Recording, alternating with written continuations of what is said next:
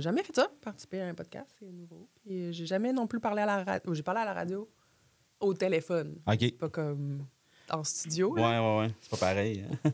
Ah, là, je t'entends bien. Ouais, tu m'entends? Oui. OK. En plus, je suis sauve, avec là, il faut vraiment que j'entende bien.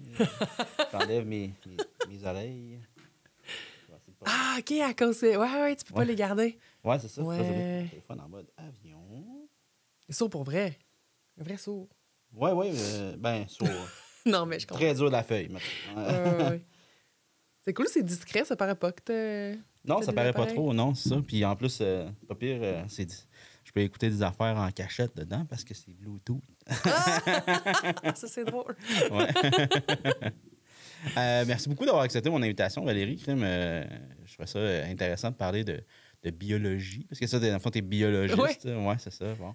Ouais. Puis, toi, on va commencer par le début. J'aime ça commencer toujours par de où tu viens. Est-ce que t'es une fille de la région? Non, moi, je viens de Québec. OK. J'ai grandi sur la Rive-Sud jusqu'au secondaire. Alors ça, j'ai déménagé en ville. Je fais la précision parce qu'il y a des gens qui sont pointilleux là-dessus. Là. Ouais, si genre, je dis Québec, parce que je parle de la Rive-Sud. Ils disent, la vie du Tu me Québec. donnes comme de Bon. Lévis. Oui, Ouais. c'est C'est-tu ça. Lévis? Charny. Charny, OK. Ouais, en face des ponts. J'ai habité à Charny un petit peu. Ah oui, OK.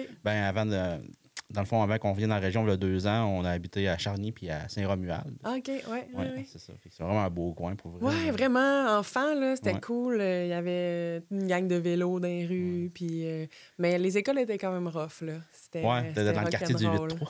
Ouais. C'est ça? Il me semble que c'est pas mal ça, Charny. Oui, c'est ça. Ouais. Exact.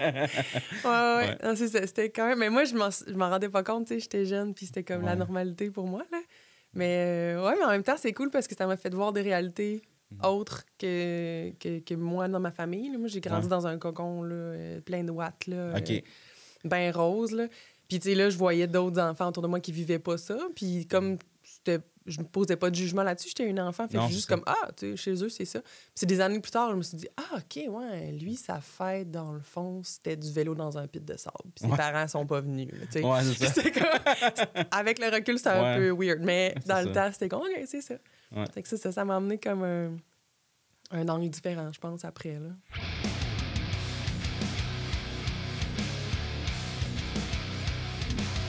Parce qu'après, j'ai déménagé sur la Rive-Sud. Puis, j'étais allée à l'école secondaire où mon cousin était déjà. Là, ça me rassurait beaucoup. Là, en changeant d'école au secondaire, c'était particulièrement stressant comme événement. Puis lui, il allait dans une école privée à Québec. Fait que là, j'ai changé de monde complètement. C'était toute une autre affaire. Là. Un monde de prep. Ouais, un monde de gens qui reçoivent des chars en cadeau. Là. Ouais, c'est pas loin. Puis là, d'avoir vu un peu comme les deux, j'avais une perspective un peu différente. Là. Ouais. Puis qu'est-ce qui t'a fait aller en biologie? T'as-tu été directement là-dedans quand t'es sorti du secondaire? Ouais, moi, j'ai eu de la chance, là, je pense. Là. J'ai vu des amis qui ont plus erré là, dans le milieu scolaire, là, mais moi, j'ai fait les visites de cégep. Là. Puis je suis arrivée dans la visite de ma technique, puis ils faisaient une collection d'insectes. Ils nous montraient qu'ils faisaient une collection d'insectes dans le cours. Puis moi, enfant, je faisais ça tout le temps, des collections d'insectes. Je ramassais des affaires, dans des boîtes, plein d'affaires, de feuilles, d'insectes, de plein de trucs. Puis quand j'ai vu ça, j'étais là, je peux pas croire que ça va être un travail d'école de faire ça. Puis j'en revenais pas, fait que ça a été comme clair que j'allais faire ça. Puis au final, ça a bien fait parce que j'ai tout le temps été à ma place là, dans ce monde-là, là, de la biologie, l'écologie, puis tout ça. Là, ça me fascine puis ça me passionne encore. Là. Parce que t'es pas une fille nécessairement de campagne, ça veut dire, là, vu que t'étais Québec, Lévis, Charny. Quoique Charny, ça recule de quand même, je sais pas quel âge que t'as exactement, mettons une vingtaine d'années-ish, là, mettons, c'était peut-être plus... il y avait quand même... Il n'y a pas un gros développement dans les dernières années à Charny. Non, mais tu sais, il y avait quand même des rues en arrière de chez nous qui aujourd'hui sont développées. Mais tu sais, comme on allait juste quelques rues en arrière, puis c'était des champs, là, puis on allait cueillir des feuilles, des fleurs, puis des feuilles, puis des affaires. Puis on était quand même, vu que c'était un quartier très enfant puis familial, tu sais, assez tôt, je partais en bicycle avec des amis, puis on allait se perdre dans le bois, là, puis on s'inventait des histoires de peur, puis toutes sortes d'affaires. Fait que tu sais, ça a peut-être participé à ça, mais je le sais pas trop d'où ça vient. Tu sais, c'est sûr que moi, mon père, il vient de la Gaspésie. Et on allait Chandler. Qu'on allait là souvent, l'été. On passait du temps là. Ma grand-mère, je sais pas comment elle faisait, mais elle recevait les cousins, puis pas de parents, puis elle nous gérait toute la gang. Puis mon père aimait beaucoup faire du camping, fait qu'on allait souvent faire du camping aussi l'été. Puis J'ai un peu entouré de gens aussi pour qui c'était important. Okay. J'ai des souvenirs d'une tante qui m'amène cueillir des quenouilles pour manger des cœurs de quenouilles. J'étais enfant. Ou il y en a plein là, comme ça. Là, une tante qui m'avait amené dans le parc de la Jacques-Cartier faire du canoë camping ado. Puis, fait que beaucoup entouré de gens pour qui tout ça a de la valeur. Là. Okay. Fait que je pense que ça a fait un terreau. Il faut dire aussi que mon grand-père était biologiste aussi. Ah oui? Okay. Fait que, lui, il nous en parlait, mais lui, il était biologiste plus dans le monde pharmaceutique, biologie humaine, ces affaires-là. Mais il nous parlait pareil de ça. Puis, enfant, il nous expliquait c'était quoi la différence entre des oiseaux nidicoles puis nidifuges. Puis, c'est ça fait partie quand même de mon monde. Ton monde, oui. Ouais. Puis, donc, tu as étudié où en biologie? C'était à Québec aussi? J'ai fait ma technique à Québec. Okay. Puis après ça, là, j'ai fait mon bac puis ma maîtrise à Rimouski. Okay. Ça, je pense que c'est mon appel vers la mer, la Gaspésie, qui m'a amené à aller plus vers l'Est.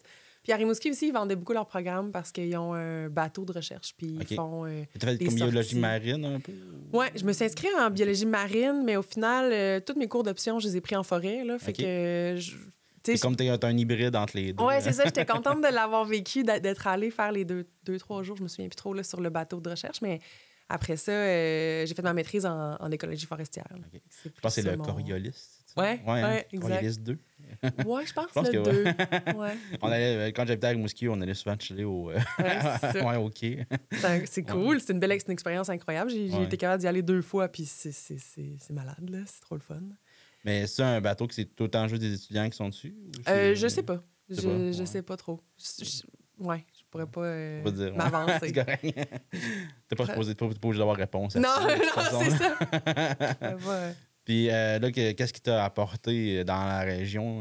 C'est une rencontre à Rimouski? Oui, c'est ça. En fait, à Québec. Parce que j'étudiais... en technique, j'étudiais avec la sœur de mon chum actuel. OK. Puis elle avait dit « Ah, il y a une fille dans ma technique là, que je pense que t'aimerais bien. » Fait que il était venu à un moment donné passer une fin de semaine, puis on s'était vus, puis effectivement, ça a cliqué, puis on s'est pas lâché. Là. Fait qu'après ça, lui, il a travaillé un peu à Québec, puis là... Mais on essayait toujours de revenir quand même vers l'Est. Quand j'ai étudié à Rimouski, il est venu aussi travailler à Rimouski. Il avait fini déjà sa technique. OK. Puis après ça, à un moment donné, on a eu un moment où... Moi, j'ai fini ma maîtrise... Ma maîtrise, je l'ai trouvée tough. Là. J'ai trouvé ça tough à finir. Ça a été vraiment un gros apprentissage personnel. Mais positif au final. Mais ça a été beaucoup de rebondissements. Puis quand je l'ai fini, j'étais comme là, je suis tannée. Là, je veux travailler dans un McDo. Puis je veux plus genre réfléchir à rien. Puis je veux une job que quand c'est fini, c'est fini. Tu sais, comme j'avais vraiment comme j'étais c'est ça. J'en avais mon. Ben, souvent, je sais pas si t'avais un genre de burn-out-ish. Peut-être, je sais pas. Moi, c'est ce qui m'est arrivé quand j'ai travaillé en entrepôt. Mais tu sais, travailler en entrepôt, c'était le que tel. Mais à la fin, j'étais rendu responsable d'entrepôt. Puis c'était genre à côté. Là, quand j'étais à Lévis.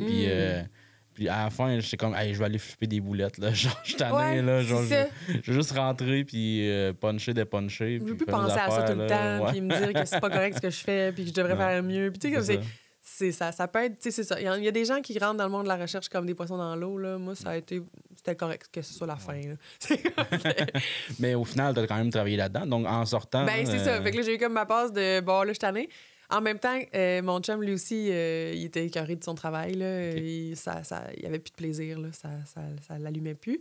Fait que les deux, on était jeunes, on n'avait pas d'attache, pas d'enfants, pas de maison, on n'avait rien. Fait qu'on s'est dit, on part, puis on va se promener. Fait on s'est promené un peu partout. On a fait plein d'affaires. On a travaillé dans une ferme dans le Maine. Après ça, dans 3 pistoles. On explorait plein de trucs, là, puis... Puis à un moment donné, il a fallu travailler plus sérieusement. Parce que là, même si on n'avait pas beaucoup de... Il m'a pas raconté tout ça. Quand vous avez promené parce que je l'ai eu à mon podcast. Là, oui, c'est vrai. Dans l'épisode 3, il s'est concentré sur son parcours musical. Oui, c'est ça. Mais c'est ça, il m'a pas tout raconté ça. Je savais pas que vous avez promené autant que ça. C'est ça. En tout cas, peut-être qu'il me l'a raconté et je m'en souviens juste plus. Il faudrait que je réécoute l'épisode.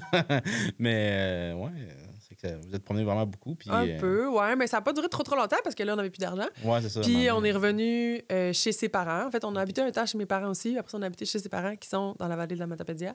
Puis pendant qu'on habitait chez eux puis qu'on était en gros questionnement identitaire de carrière, Je me suis juste essayée. Là, dans ce temps-là, il n'y avait pas beaucoup de jobs en biologie. Okay. C'était l'époque de Harper. Puis Harper a fait beaucoup de coupes en sciences. Fait que c'était pas facile de trouver de l'emploi. Fait que j'avais écrit à l'organisme de bassin versant ici à Cause-Abscal en disant, moi, j'ai fini ma maîtrise, j'étais à Albertville, je veux un travail, c'était l'automne. Puis, tu sais, j'étais prête à faire n'importe quoi, là. J'étais comme, tu sais, au pire, je vais passer le balai dans mon couloir, puis si je suis capable d'aider sur quelque chose, je le ferai, là. Mais, tu sais, j'étais comme, là, j'avais besoin de refaire de la biologie puis de l'écologie.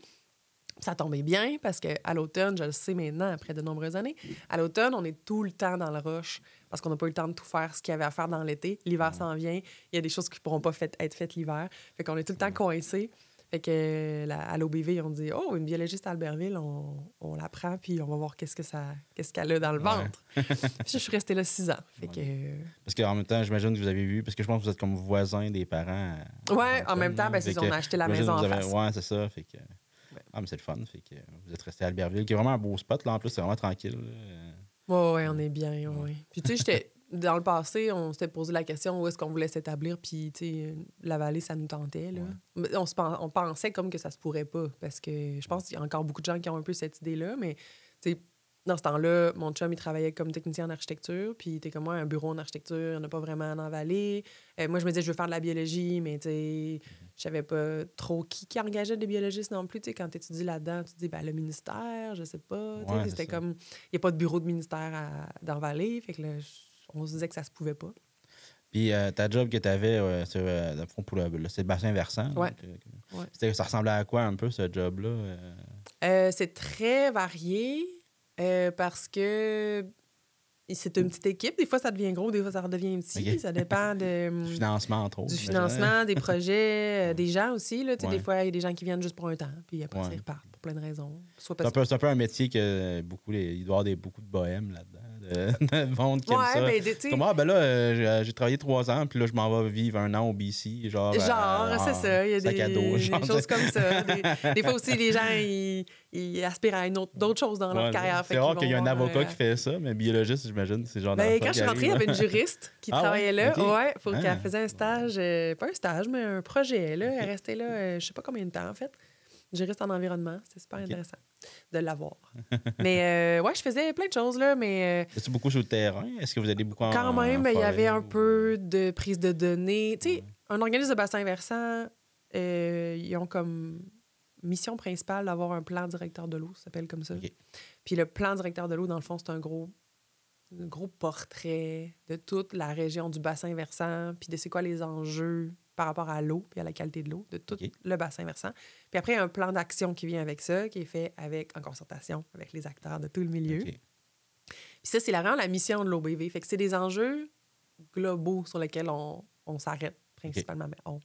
Mais l'OBV, l'OBV se penche sur des enjeux plus globaux. Ça va arriver des fois qu'on va être appelé pour des raisons X à s'attarder un point précis, un endroit précis. Je pense avant que j'arrive, ils ont travaillé fort sur le parc qui est aux fourches entre la rivière Cause-Abscal puis la rivière Matapédia à Cause-Abscal. Il y avait des enjeux là parce que la rive était en train de complètement s'éroder. Puis là, je le dis, vu que je n'étais pas là, je peux pas y aller en détail dans le projet, mais ils ont travaillé fort à ce moment-là pour restabiliser la rive. Puis c'est plus je pense que c'est la ville de Cause-Abscal qui les avait approchés en disant là, on sait plus quoi faire. On demande à des gens de nous aider. Il n'y a personne vraiment qui sait trop quoi faire avec ça. Il faut que ça reste aussi, dans le fond, au niveau de la... Il faut que ça reste avec la qualité de l'eau. Ça a un lien avec la qualité de l'eau, l'écosystème aquatique. Oui, c'est ça. Il ne faut pas nuire à la biologie non plus. Fait que, tu ne peux pas rien qu'aller... ça crée un tas de roches. Oui, mais il y en a beaucoup qui auraient le réflexe, mais je pense qu'ils avaient peut-être essayé ça, je ne sais pas, mais des fois, les enrochements, ça aide pas. Là. Ça dépend, comment c'est fait. Encore là, je ne suis pas ingénieur, mais... Non, c'est ça. Mais c'est ça. Fait que là, eux, ils sont allés avec plus une méthode de génie végétal, avec... ils ont comme reprofilé la pente. Je me souviens trop qu'est-ce qu'ils ont fait là, mais finalement, ça tient là, depuis ce temps-là. Ils ont aussi fait de la sensibilisation puis de la vulgarisation pour que les gens qui utilisent le coin comprennent que c'est important qu'il reste de la végétation sur place. C'est sûr que les pêcheurs, ils aimaient ça d'avoir... Puis les gens qui utilisaient le parc, ils aimaient ça que ce soit comme clean, entre guillemets, avec du gazon, puis qu'on voit bien la rivière, mais ça causait, entre autres, ces problèmes-là. Ben oui, c'est ça, parce que sinon, t'as plus de racines, plus rien qui... C'est rendu juste de la terre. C'est ça, du gazon, là, ça aide pas bien à retenir rien. Les racines. Quand on est dans les endroits comme ça qui sont super dynamiques puis où il y a du gros courant, là, au printemps, là, c'est quelque chose, là, la rivière Cozatuscal puis la rivière Matapédia. Mais d'ailleurs, justement, il y a une couple d'années, ça a failli. Ça débordait des places pas mal. Ça a débordé pas mal. Puis on était bien contents parce que ça a tenu. L'aménagement qui avait été fait a tenu, malgré que ça a débordé. Et on a failli perdre des ponts couverts, entre autres, je pense. Oui, cette année-là, c'était très impressionnant. Ouais. Toi, mettons, comme là, on faisait, nous autres, un suivi des limites d'inondation de certains endroits. On descendait à Matapédia, on faisait des... Le l'OBV va être appelé à faire plein de choses. Là. Ça dépend de beaucoup d'affaires. Ouais. Mais c'est beaucoup, mettons, globalement, ça va être ça. De la concertation entre les acteurs, essayer de s'entendre sur c'est quoi les enjeux, sur quoi on veut avancer. S'il y a des gens qui nous disent « OK, ça, pour nous, c'est vraiment un problème, on va essayer d'amener du financement pour régler ça. » Il y a des choses qui c'est plus difficile que d'autres, là, mais on travaille à essayer de régler ces enjeux-là. Puis après ça, de la sensibilisation, beaucoup, de l'éducation. OK. Est-ce que vous amenez à... Ben là, je dis êtes-vous parce que comme tu travailles, je sais pas, tu travailles plus là, mais... Est-ce qu'ils font encore? Oui, c'est ça. Est-ce qu'il faut... Est-ce que des fois, ils vont, je sais pas moi, dans les écoles, des choses comme ça, ou pas nécessairement? Ça dépend des projets. OK. Moi, quand je suis partie avec quelqu'un qui faisait ça, qui allait avec des classes faire de l'échantillonnage de bentos. Okay. Ça, moi, je trouve ça incroyable. Mais c'est... Tu veux expliquer c'est quoi? Oui, c'est ça. C'est dans le fond des cours d'eau, okay. des rivières, les lacs, etc. Puis c'est des insectes. Souvent, ce sont des larves d'insectes, surtout, qui sont au fond de l'eau, puis qui ont une grosse diversité là, de plein d'espèces. Puis on les utilise comme des indicateurs de la santé du cours d'eau. Ils vont être très fragiles. Il y a des espèces qui sont très fragiles à la pollution, d'autres qui sont plus tolérants. Fait que si on prend un échantillon, il y a plein de techniques là, pour le faire comme il faut. Si on fait un échantillon de ce bentos-là, puis qu'on se rend compte qu'il y a juste une sorte d'espèce qui est très tolérante à la pollution, bien, on va en conclure que probablement que le milieu est pollué puis qu'il y a des problèmes, tu sais. Puis là, on faisait ça avec les jeunes des écoles. C'est cool parce qu'on a les pieds dans l'eau, on a les mains dans l'eau, on ramasse. Puis c'est comme... ce qui est incroyable là-dedans, c'est que, tu sais, on va sur le bord de la rivière, on va dans les cours d'eau, mais on les voit jamais, ces insectes-là. Ou un peu, on les remarque, mais on se rend pas compte à quel point il y en a beaucoup, puis à quel point ils sont variés dans leur forme. Des fois, ça va être juste des petits vers, des fois, ça va être des grosses affaires un peu épeurantes, mais en vrai, c'est correct. Il y a vraiment plein de trucs, puis c'est fascinant de voir cette diversité. J'imagine aussi qu'ils sont amenés à aller surveiller les espèces invasives aussi. J'imagine, je sais pas si ça fait partie un peu de ça, parce que il y a des algues invasives, des moules. Oui, c'est ça. Là, ils vont faire, en ce moment, ils sont dans des grosses campagnes pour la moule zébrée, puis le myriaphile AIP aussi, puis la berce commune, en tout cas, il y en a toujours. OK, même si c'est pas eux autres, c'est sûr que là, eux autres sont plus dans un cours d'eau. Oui, c'est ça. Ben, la berce, entre autres, c'était une question qui se posait à savoir si c'était le rôle de l'OBV ou pas, mais c'est de la concertation, puis au final, si on le faisait pas, ben personne le faisait. Fait que... En tout cas, c'était comme ça quand je suis partie. Je sais pas, là, je sais que ça allait évoluer beaucoup. Là, ces projets-là, ils ont beaucoup avancé. Là. Mais ouais, c'est ça. Fait qu'ils vont être amenés à rassembler les gens autour de la problématique puis essayer de trouver des solutions. OK. Ouais. Je sais qu'ils se travaillent quelque chose en ce moment sur les stations de lavage, là, pour les bateaux. Ouais, ça, pour les bateaux. Tout, les OBV sont super impliqués là-dedans. Là. C'est pas mal. Puis là, c'est-tu quand tu as quitté ce poste-là que tu es devenue indépendante? Parce que je pense que là, tu es rendue indépendante, tu es rendue à ton compte. Oui, c'est ça. Là, je suis à mon compte. Mais entre les deux, j'ai travaillé pour le Bureau d'écologie appliquée, qui est comme un regroupement au départ, c'était un peu ça l'idée, mais c'est une coopérative de travailleurs. Fait que c'est un peu monté sur une structure où les gens étaient des travailleurs autonomes, puis ils se sont mis ensemble pour réduire les risques associés au travail autonome, puis avoir un peu plus de... C'est ça, parce qu'il y a quand même... entre autres, les gens se faisaient payer à l'heure sur les contrats plutôt que d'attendre d'avoir l'argent qui rentre. Ça, c'est quand même un des enjeux du travail autonome. Parce que, c'est ça. Sinon, tu marches au contrat, fait que tu peux travailler 3 mois sur un projet puis tu es payé à la fin. C'est ça. Puis tout l'argent qui rentrait allait dans un gros pot commun. Puis à la fin de l'année, ça, c'était comme la structure initiale. Là. À la fin de l'année, l'argent qui restait était reséparé en fonction des heures qui avaient été faites parce que quelqu'un pouvait faire plein d'heures en admin. Il y a des besoins en admin, mettons. Puis ça, il n'y a pas d'argent qui rentre quand tu fais de l'admin. Il faut la faire. Fait que là, quelqu'un pouvait faire plein d'admin puis être pénalisé finalement s'il n'y avait pas comme une redistribution après là, de l'argent. Fait qu'il avait monté ça comme ça, là, j'y vais grossièrement parce que moi, quand je suis arrivée, les choses changeaient. il y a eu comme plein de changements, puis là, c'était plus ça. Puis en tout cas, fait que quelqu'un d'ancien du bureau pourrait plus l'expliquer. Mais c'était un peu ça l'idée. Fait que moi, j'ai travaillé là pendant 2-3 ans, mais j'ai eu mon congé de maternité en même temps. Là, fait que... Parce que dans le fond, ça, c'est québécois. Oui, c'est ça. Ils sont à la grandeur du Québec. Les bureaux centraux sont à Lévis. Puis il y a du monde un peu partout. Puis c'est ça. En fait, c'est aussi que le patron n'a pas... Ben, c'est pas un patron. C'est un directeur, coordonnateur, directeur. Ça a changé pendant que j'étais là. Son rôle, c'est pas de te trouver de la job. T'sais. Non, c'est contrairement ça. à quand, la job pareil, mais... tu te fais engager pour une firme, ben, ils ont un peu une responsabilité de te faire travailler. T'sais. Ils t'ont engagé pour un mandat, pour un temps d'heure. Je dis ça, mais j'ai jamais travaillé pour une firme. J'imagine que c'est ça. Quand je travaillais pour l'OBV, c'était ça. Il y avait un peu une responsabilité de nous faire travailler. D'avoir des heures à nous faire faire. Mais là, c'était pas ça. C'était clairement établi au début. C'était notre travail de se trouver des heures, de se trouver des contrats, puis tout ça. Puis c'est sûr qu'on s'entraidait. Ça pouvait arriver que moi, j'ai pas le temps de faire quelque chose, toi, tu as le temps de le faire pour moi. Fait que, au final, on comblait nos heures comme ça dans le groupe. Là.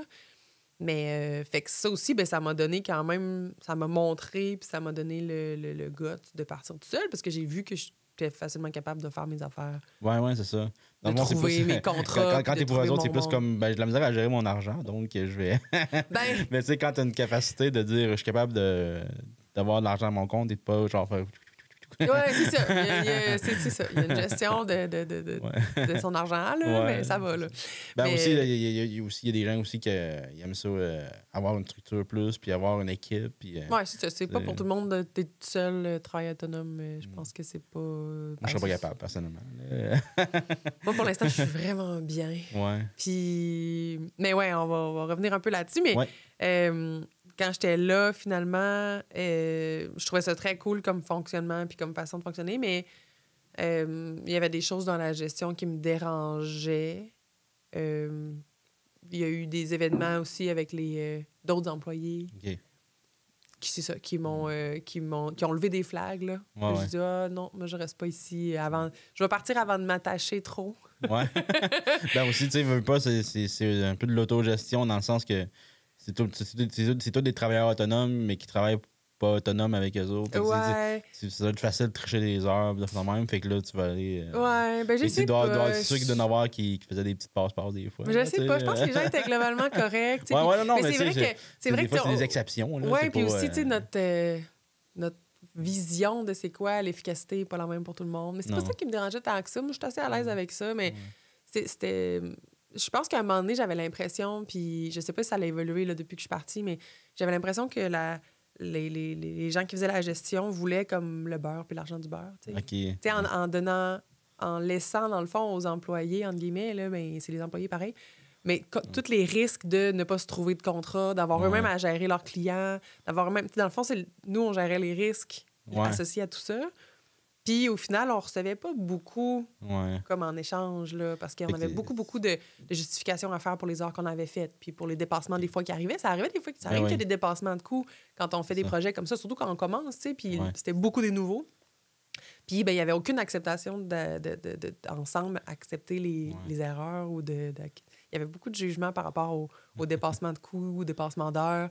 Je me disais, mais tu me demandes de me starter de zéro, d'apprendre à gérer des clients, d'apprendre à gérer des projets, d'apprendre à gérer le nombre d'heures. Tu m'aides pas, tu me backes pas là-dedans, tu m'aides pas à comme, déterminer combien d'heures ça peut faire un projet. Ouais, c'est ça, parce que... Puis après ça, quand je dépasse, ben là, c'est la catastrophe. Fait que là, j'étais comme... Les autres, ils ramassent une partie de ce que tu fais avec... Parce que veux pas... Oui, c'est ça. Il y a de l'administration là-dedans, puis tout. Là. Ils peuvent pas faire ça pour le fun. Là. Fait que, tu sais, il faut qu'il y ait au moins... service aussi. C'est ça. Sinon, ça devient juste une banque. Là, je veux dire, de dire on a de l'argent, on la redonne. Mais je pense qu'il était un peu victime de... Il y a comme dans les dernières années, il y a eu un gros phénomène, je ne sais pas si ça s'atténue en ce moment, là, mais tu sais, le manque de main-d'œuvre, c'est une réalité. Là, puis dans notre domaine, ça l'est vraiment aussi. Puis ils ont été un peu victimes de ça. Là. Ils ont eu plein d'anciens qui sont partis parce qu'ils tombaient à la retraite ou parce qu'ils sont partis sur d'autres choses. Puis là, c'était comme juste des nouveaux qui rentraient. Puis des nouveaux, des fois, à cause du manque de main-d'œuvre, on allait même chercher des gens qui étaient en train de finir ou qui commençaient leur bac ou qui... Fait que, tu sais, vraiment pas d'expérience. Fait qu'il faut tout leur apprendre. puis ils sont là pour apprendre, puis ça va. Sauf que ça met beaucoup de pression sur ceux qui ont un peu d'expérience. Moi, j'étais considérée comme étant avoir de l'expérience parce que j'avais fait de la charge de projet à l'OBV, mais j'avais pas fait ce genre de projet-là, tu sais. OK. Fait que c'est ça. Je pense qu'ils ont été victimes de ça, là, que finalement, t'as juste des nouveaux, fait que tout le monde se trompe, fait que là, ça coûte cher. Puis au final, ben, il augmente les tarifs, mais c'est juste des nouveaux. Fait que c'est un peu gênant d'augmenter des tarifs pour des gens qui n'ont pas l'expérience. Non, c'est ça.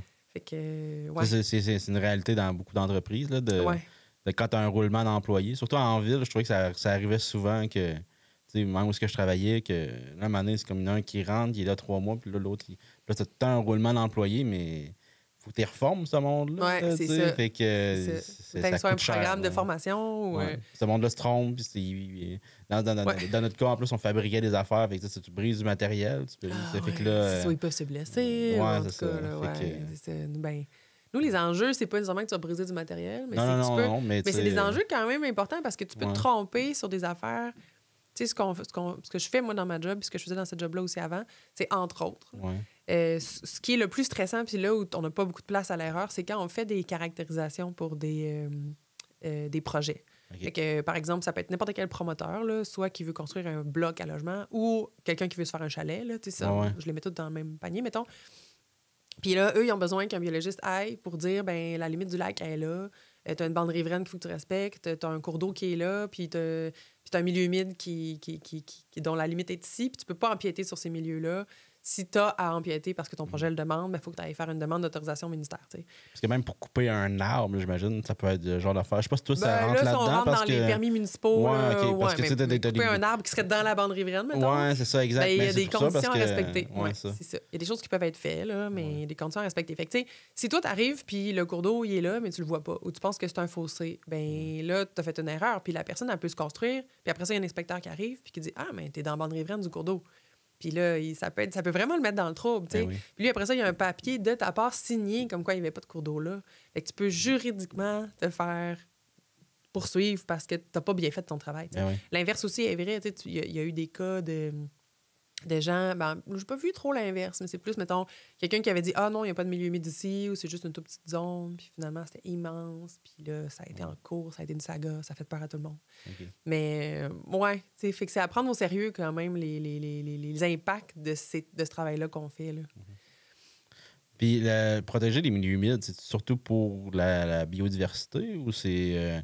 Ça peut avoir aussi un lien avec, je sais pas moi, la qualité de l'eau souterraine. Parce que, tu sais, veut pas, on a beaucoup d'eau dans notre terre ici, là. Fait que... Comme Amqui, je pense que la ville c'est une veine d'eau, là. L'eau qu'on a, là. Amqui, c'était comme construit sur 2 cours d'eau immenses. La rivière Amqui, la rivière Matapédia. Il y a eu beaucoup de... à l'époque, il y a eu beaucoup de remblais, de restructuration des cours d'eau. C'était un peu comme ça qu'on faisait aussi, là. Il y a 2 affaires là, qui ont fait qu'on a perdu beaucoup de milieux naturels, milieu humide, milieu hydrique. C'est qu'on avait, dans le boom industriel, on avait un peu notre pensée magique humaine de penser qu'on pouvait un peu décider c'est où qu'allaient être les cours d'eau. Puis... c'est ça. On en a mis souterrain, on en a canalisé, on en a remis droit parce que c'était plus pratique. On a fait beaucoup d'interventions comme ça au Québec. Là. Parce que même dans Rimouski, exemple, je pense que...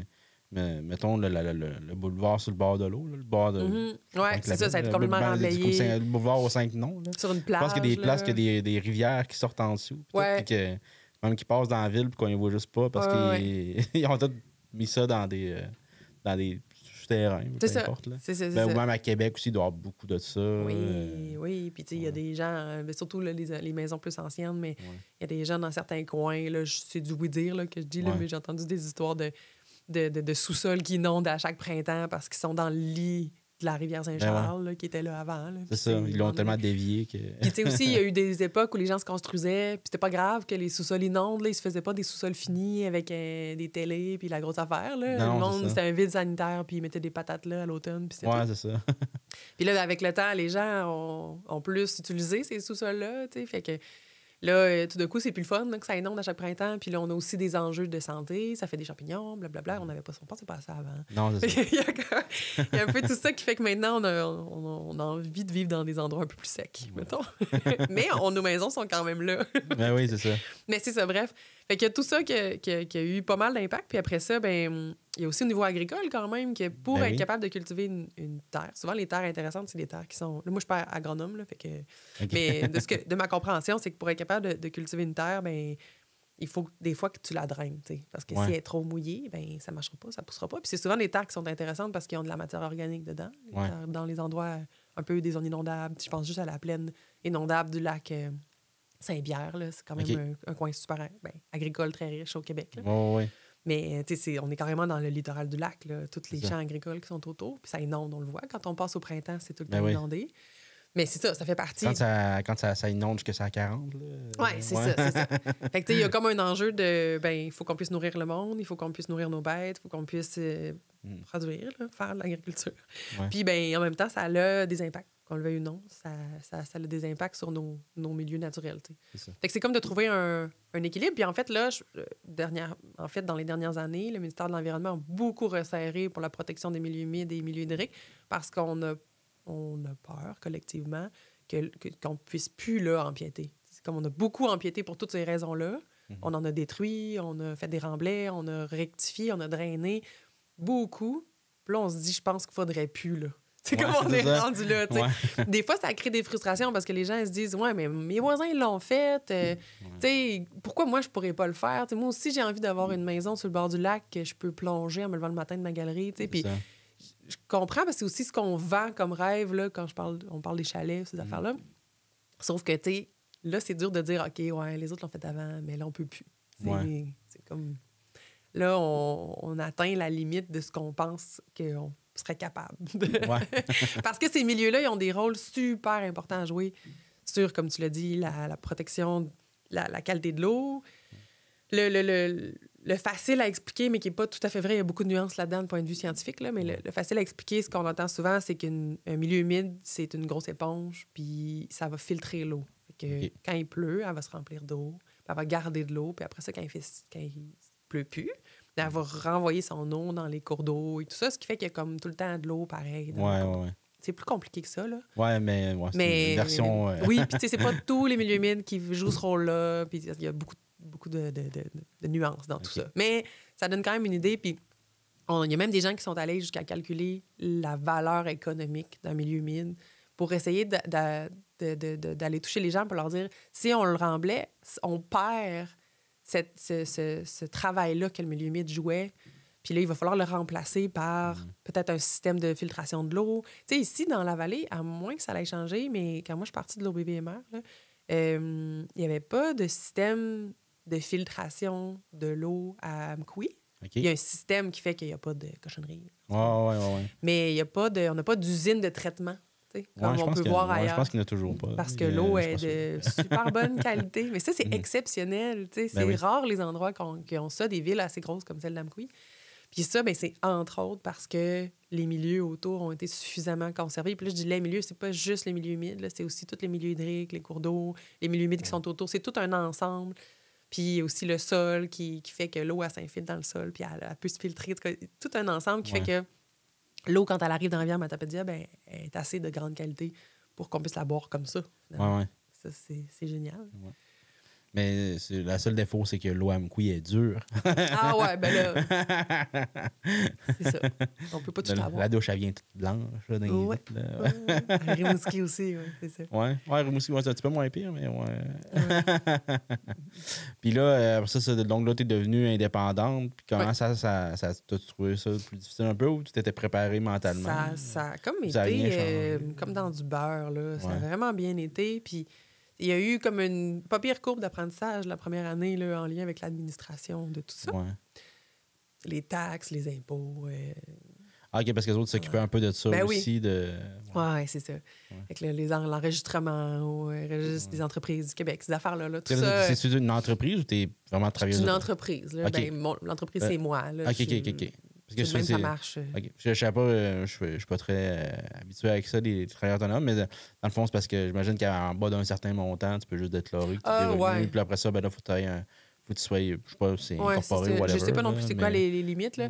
Mais en fait, incorporé, c'est une chose, là, mais là, moi, je suis pas incorporée. Non, mais c'est des mots que je connais pas. Mais il faut que tu t'enregistres aux entreprises, je pense.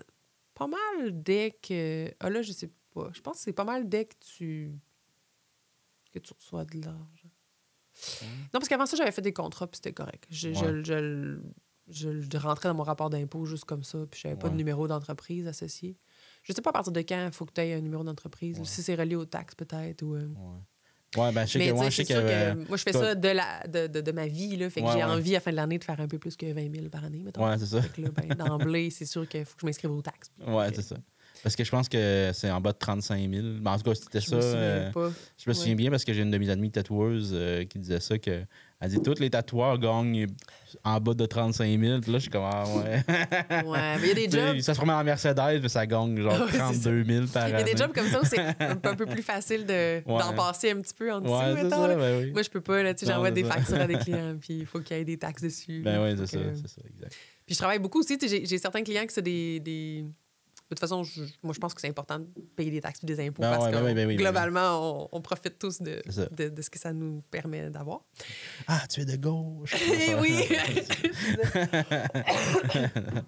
Mais reste que, tu sais, j'ai certains clients qui c'est des privés qui peut-être accepteraient de faire ça si je leur demandais.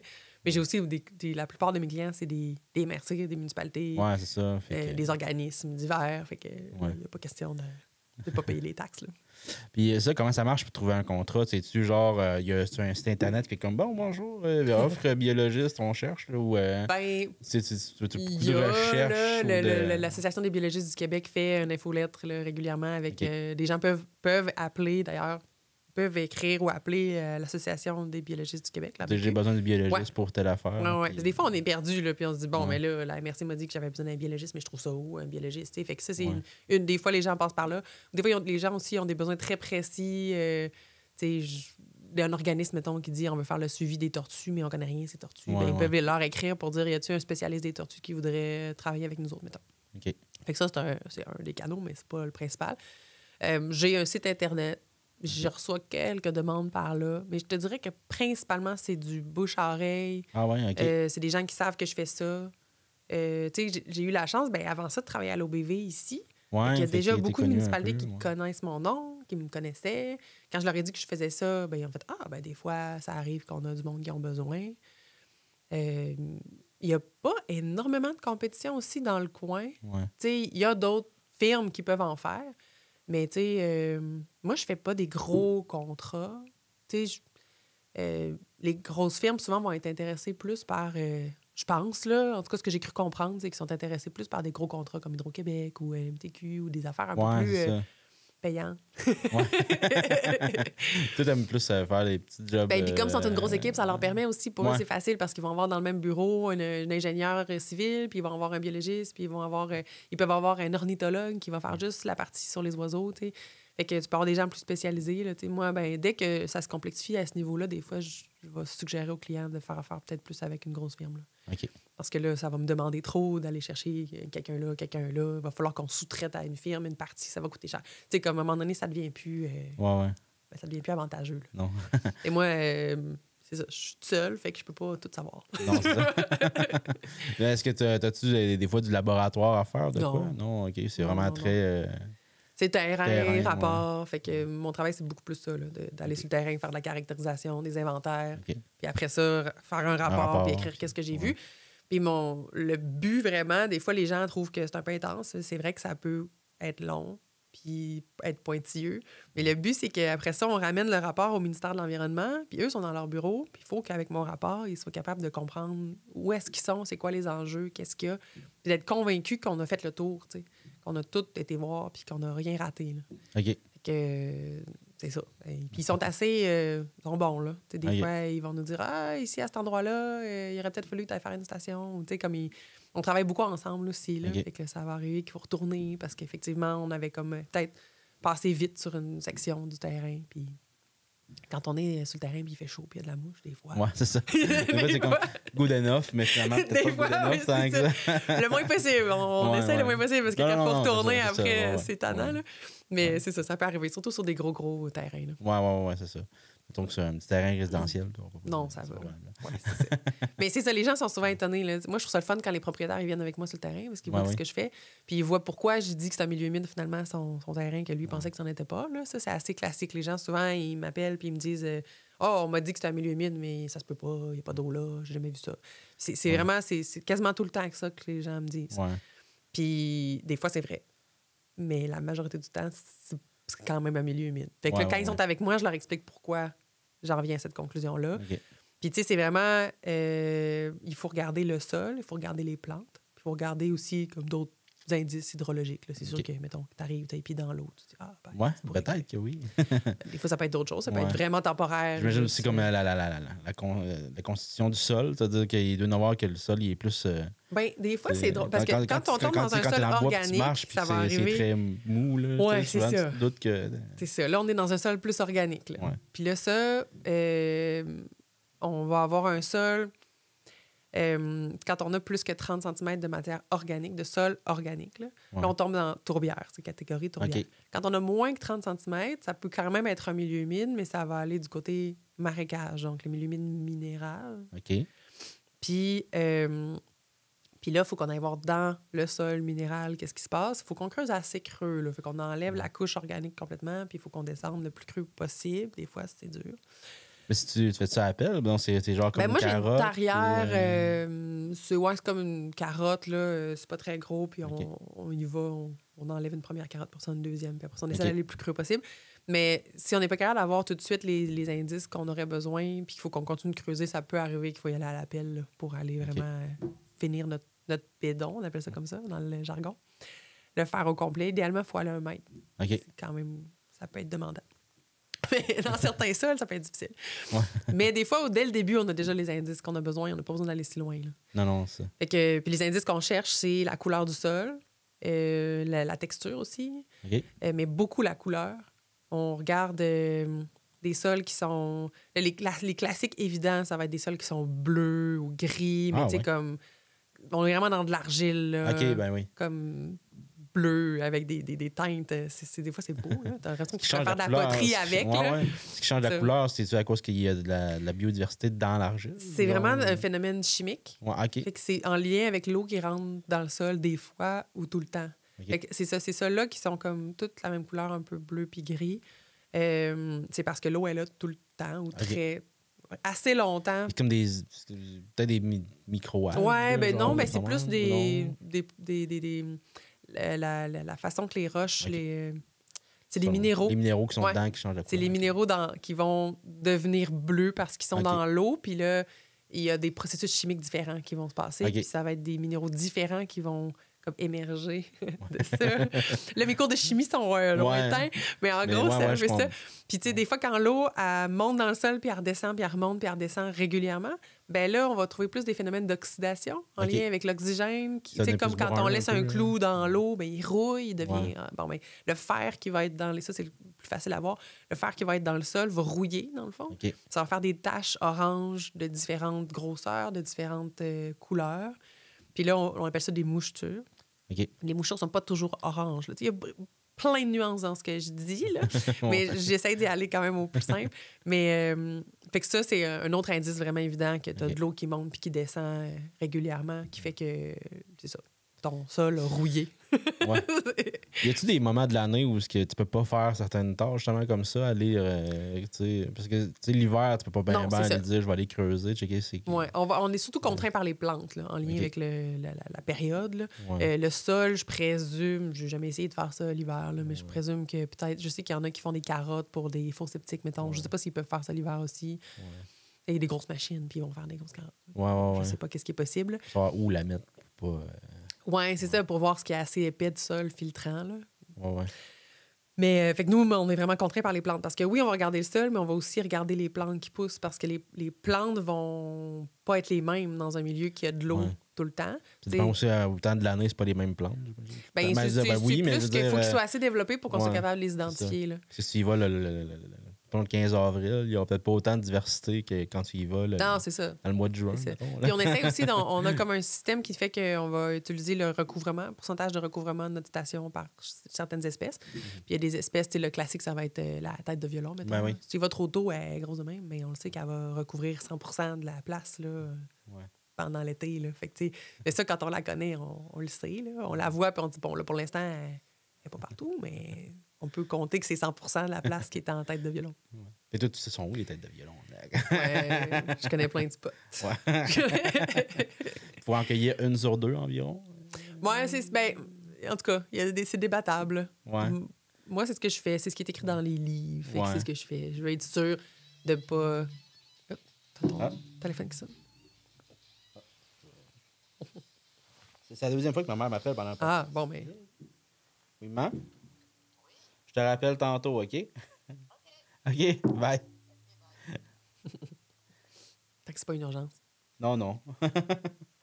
Elle m'appelle souvent pour me dire, tu m'as pas appelé pour me souhaiter bonne fête hier, parce que sa fête est le 13 mars. Hier, c'était le 13 mars, donc la commémoration d'1 an de l'année passée. C'est vrai. Puis j'étais occupé toute la journée. Fait que j'ai comme...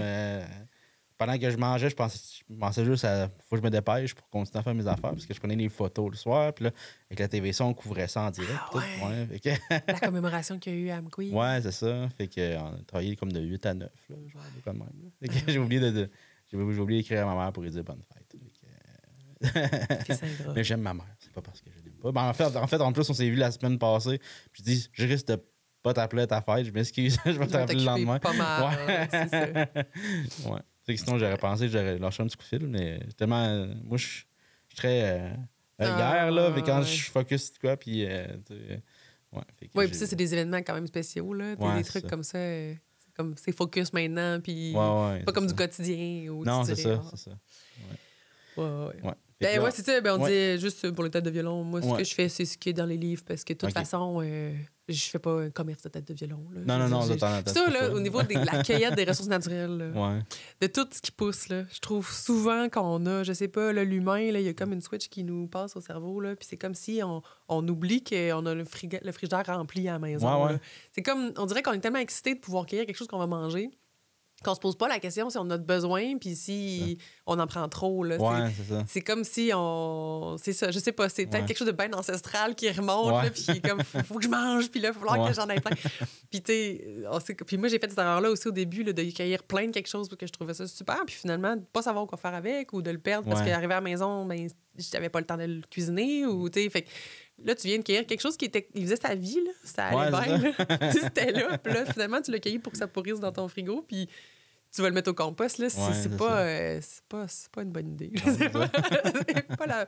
Fait que, moi, je suis plutôt de l'école de, tu sais, si je marche dans le bois puis je vois des têtes de violon puis que ça donne que j'avais rien de prévu à soir, ben, je pourrais dire, tiens, je vais en cueillir pour ce soir. Ouais, c'est ça. Mais j'en cueille pas plein pour comme en avoir pendant l'hiver. Il y en a qui le font, puis c'est correct s'ils les mangent. Moi, j'ai aucun problème avec ça. Là, si ça fait partie de leur alimentation puis qu'ils en ont dans le congélateur puis que ça fait partie, c'est comme une fête, une célébration de dire, hey, je vais sortir des têtes de violon que j'avais. Bien correct, là. Mais c'est juste de garder la conscience de comme faut qu'on fasse de quoi avec. Puis encore là, pour les mettre dans ton congèle, il faut que tu aies le temps de les blanchir, les mettre dans ton... Tu sais, de le faire, là, si tu n'as pas le temps parce que, je sais pas, tu as quelque chose cette soirée-là, puis que finalement, dans 2 semaines, tu te rends compte que tu l'as pas fait, mais c'est ça. Ouais. Bref, ça compte pour tout. Là. Puis là, en étant souvent en forêt, est-ce que tu as appris, avec ton cours, tu as appris justement à trouver... Des choses qui se mangeaient en forêt. Ça, je pense que c'est plus une passion personnelle. Je suis très gourmande puis genre des plantes sauvages qui se mangent. J'aime vraiment ça quand je suis capable d'en avoir. Puis il y en a que je cueille plus parce que je l'ai fait, mettons, quelques années puis je me suis rendu compte que ça ne repoussait pas les endroits que j'en avais cueillis. Là, ça revenait pas. Ouais? As-tu un exemple pour avertir les gens? Je pense pas que c'est des affaires que les gens mangent. J'ai essayé bien des choses. Ça vaut pas la peine. C'est des affaires que t'as cueillies, t'as fait comme, je sais pas si ça se mange, je vais l'essayer. Non. Ça, je suis bien nerveuse avec ça. C'est drôle parce que même si mon travail, des fois, c'est d'identifier des plantes puis d'écrire dans un rapport c'est celle-là qu'il y avait, là, quand vient le temps de la manger, je suis comme jamais sûre, on dirait. Là. Je suis comme, c'est-tu vraiment elle? Puis là, comme on dirait, j'en mets tout en question. Comme les champignons, là, que c'est le bon champignon. Les champignons. Il y en a que tu sais qu'il n'y aura pas 2 qui se ressemblent dans le même coin, mais tu sais, des fois... J'en ai quelques-uns que je connais, je m'en tiens à ceux-là. Les années que j'ai pas l'énergie, j'en apprends un ou deux de plus. Ouais, c'est ça. Ça s'arrête là. Non, je te dirais que un que j'ai trouvé drôle à essayer, c'est le tussilage. Je le trouve vraiment le fun. C'est une belle plante à essayer puis à tester dans les débuts de quelqu'un qui voudrait cueillir des trucs sauvages. Comment ça s'appelle, excuse? Le tussilage. Le tussilage? Ouais, ou le podane, ou ça a différents noms. Mais ça, c'est une petite plante jaune qui pousse. Là. C'est comme les premières fleurs du printemps. Là. Des fois, on pense à tort que c'est des pissenlits quand on s'arrête pas. Là, mais... Ouais. Ben, qui se mange aussi, d'ailleurs, le pissenlit. Ça se mange, oui. C'est avant que ça fasse des... Ben moi, personnellement, j'ai jamais trouvé le bon timing. Je trouve toujours que c'est pas bon. Mais il y en a qui en consomment puis qui trouvent ça délicieux, fait que je leur laisse. Mais moi, j'ai pas trouvé. Non. Mais non, c'est le tussilage, c'est une petite fleur jaune qui sort au printemps. Puis c'est le fun parce que au printemps, il n'y a pas de feuilles, comme c'est juste la tige puis la fleur jaune. Puis après ça, il sort des feuilles, des grosses feuilles qui vont souvent coloniser les talus de fossés routiers. Puis c'est une plante pas envahissante, mais exotique. Là. Ça vient pas d'ici, là. Ça a été apporté. Même si t'en prends, c'est pas grave. Ouais, c'est ça. Quoique, c'est quand même... vu que c'est une des premières du printemps, ils disent que c'est quand même les plantes qui vont être utilisées beaucoup par les pollinisateurs au début parce qu'il n'y a pas beaucoup de fleurs. C'est comme pas mal la seule. Fait que, tu sais, encore là, tout est dans la retenue. Ouais. Je veux dire, je vais pas faire un commerce de tussilage. Non, c'est ça. Je suis pas obligée de partir avec tout, là, qu'est-ce qu'il y a sur place. Et on garde la place pour tout le monde. Là. Tu manges ça en salade, là? Ou non, séché en tisane. Ça fait vraiment du bien contre la toux. Ça, c'est Marie-André qui m'a appris ça. Marie-André... oui, que d'ailleurs... Tu vas passer... D'après moi, il va y avoir un épisode entre vous deux, puis c'est pas mal ça. Ouais. Tu vas nous parler de microbiote, puis toutes sortes d'affaires. Ah ouais, avec les légumes fermentés. Ouais, c'est ça. Là, au début, j'ai fait un avertissement, genre là, on parle de microbiote, puis tout, là, on n'est pas médecin, là. On parle parler, là. Bon, c'est ça. Ouais, c'est pas... On jase, là. On n'a pas d'études sur la table. C'est ça. Commencez pas à vous faire des échanges, en tout cas... Je ne dire pas trop fort, faut pas éclairer le monde. Là. Mais... Ça se fait, c'est dans un contexte médical. Médical, oui, c'est ça, exactement. C'est ça. Ouais. Ben oui, c'est elle qui m'a appris ça, puis effectivement, ça fait vraiment du bien, puis c'est une belle tisane à se faire pendant l'hiver. Puis la racine aussi, confit. Elle a des propriétés aussi, juste manger comme ça ou en tisane. Ouais. Puis c'est drôle parce que la première fois que j'ai essayé de faire ça, je m'en étais fait confire avec du sucre. Là, j'ai essayé de faire une recette, je sais pas trop. Puis là, je goûtais pour voir ce que ça faisait puis qu'est-ce que ça goûtait. Puis à un moment donné, je me suis dit, je suis comme un peu, on dirait que je suis comme un peu stone. J'étais là, wow, qu'est-ce qui se passe, tu sais? Puis là, en faisant une recherche, tu as vu qu'en grosse quantité. Ben, en fait, ouais, il y a des composés associés aux opioïdes. OK, c'est comme, OK. Il y a comme, ouais, c'est ça, mais là, je saurais pas, je veux pas.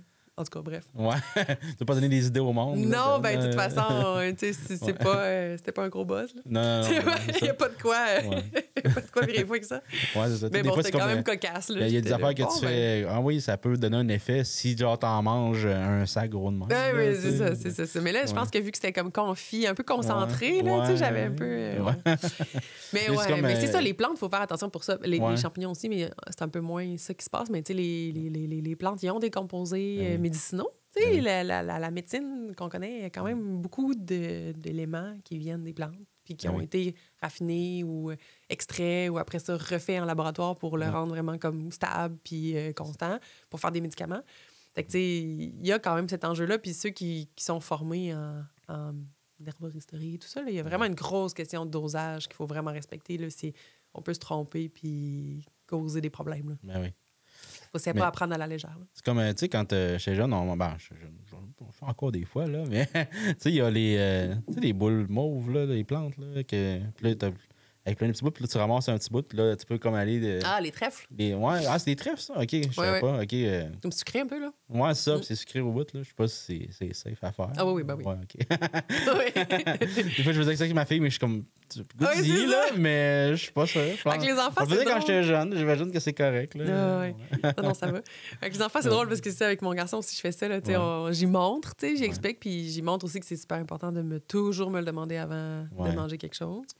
Puis bon, il le fait, là, tu sais, il me dit « est-ce que je peux manger ça? » Puis là, je dis oui, puis là, tu sais, moi, j'y apprends en même temps. Je trouve ça... Au début, je me suis questionnée là-dessus. J'étais comme, est-ce que j'y apprends tout de suite ou est-ce qu'il va est-ce qu'il y a un risque qu'il mange quelque chose qu'il ne devrait pas manger parce que là, j'ai montré qu'il pouvait manger des plantes sauvages, tu sais. Je disais, bon, je vais faire confiance à son intelligence. Je vais le surveiller. De toute façon, j'étais avec lui. Puis je vais y apprendre, tu sais, qu'il y a des choses que oui, qu'il y a des choses que non, puis qu'il faut qu'il me le demande tout le temps.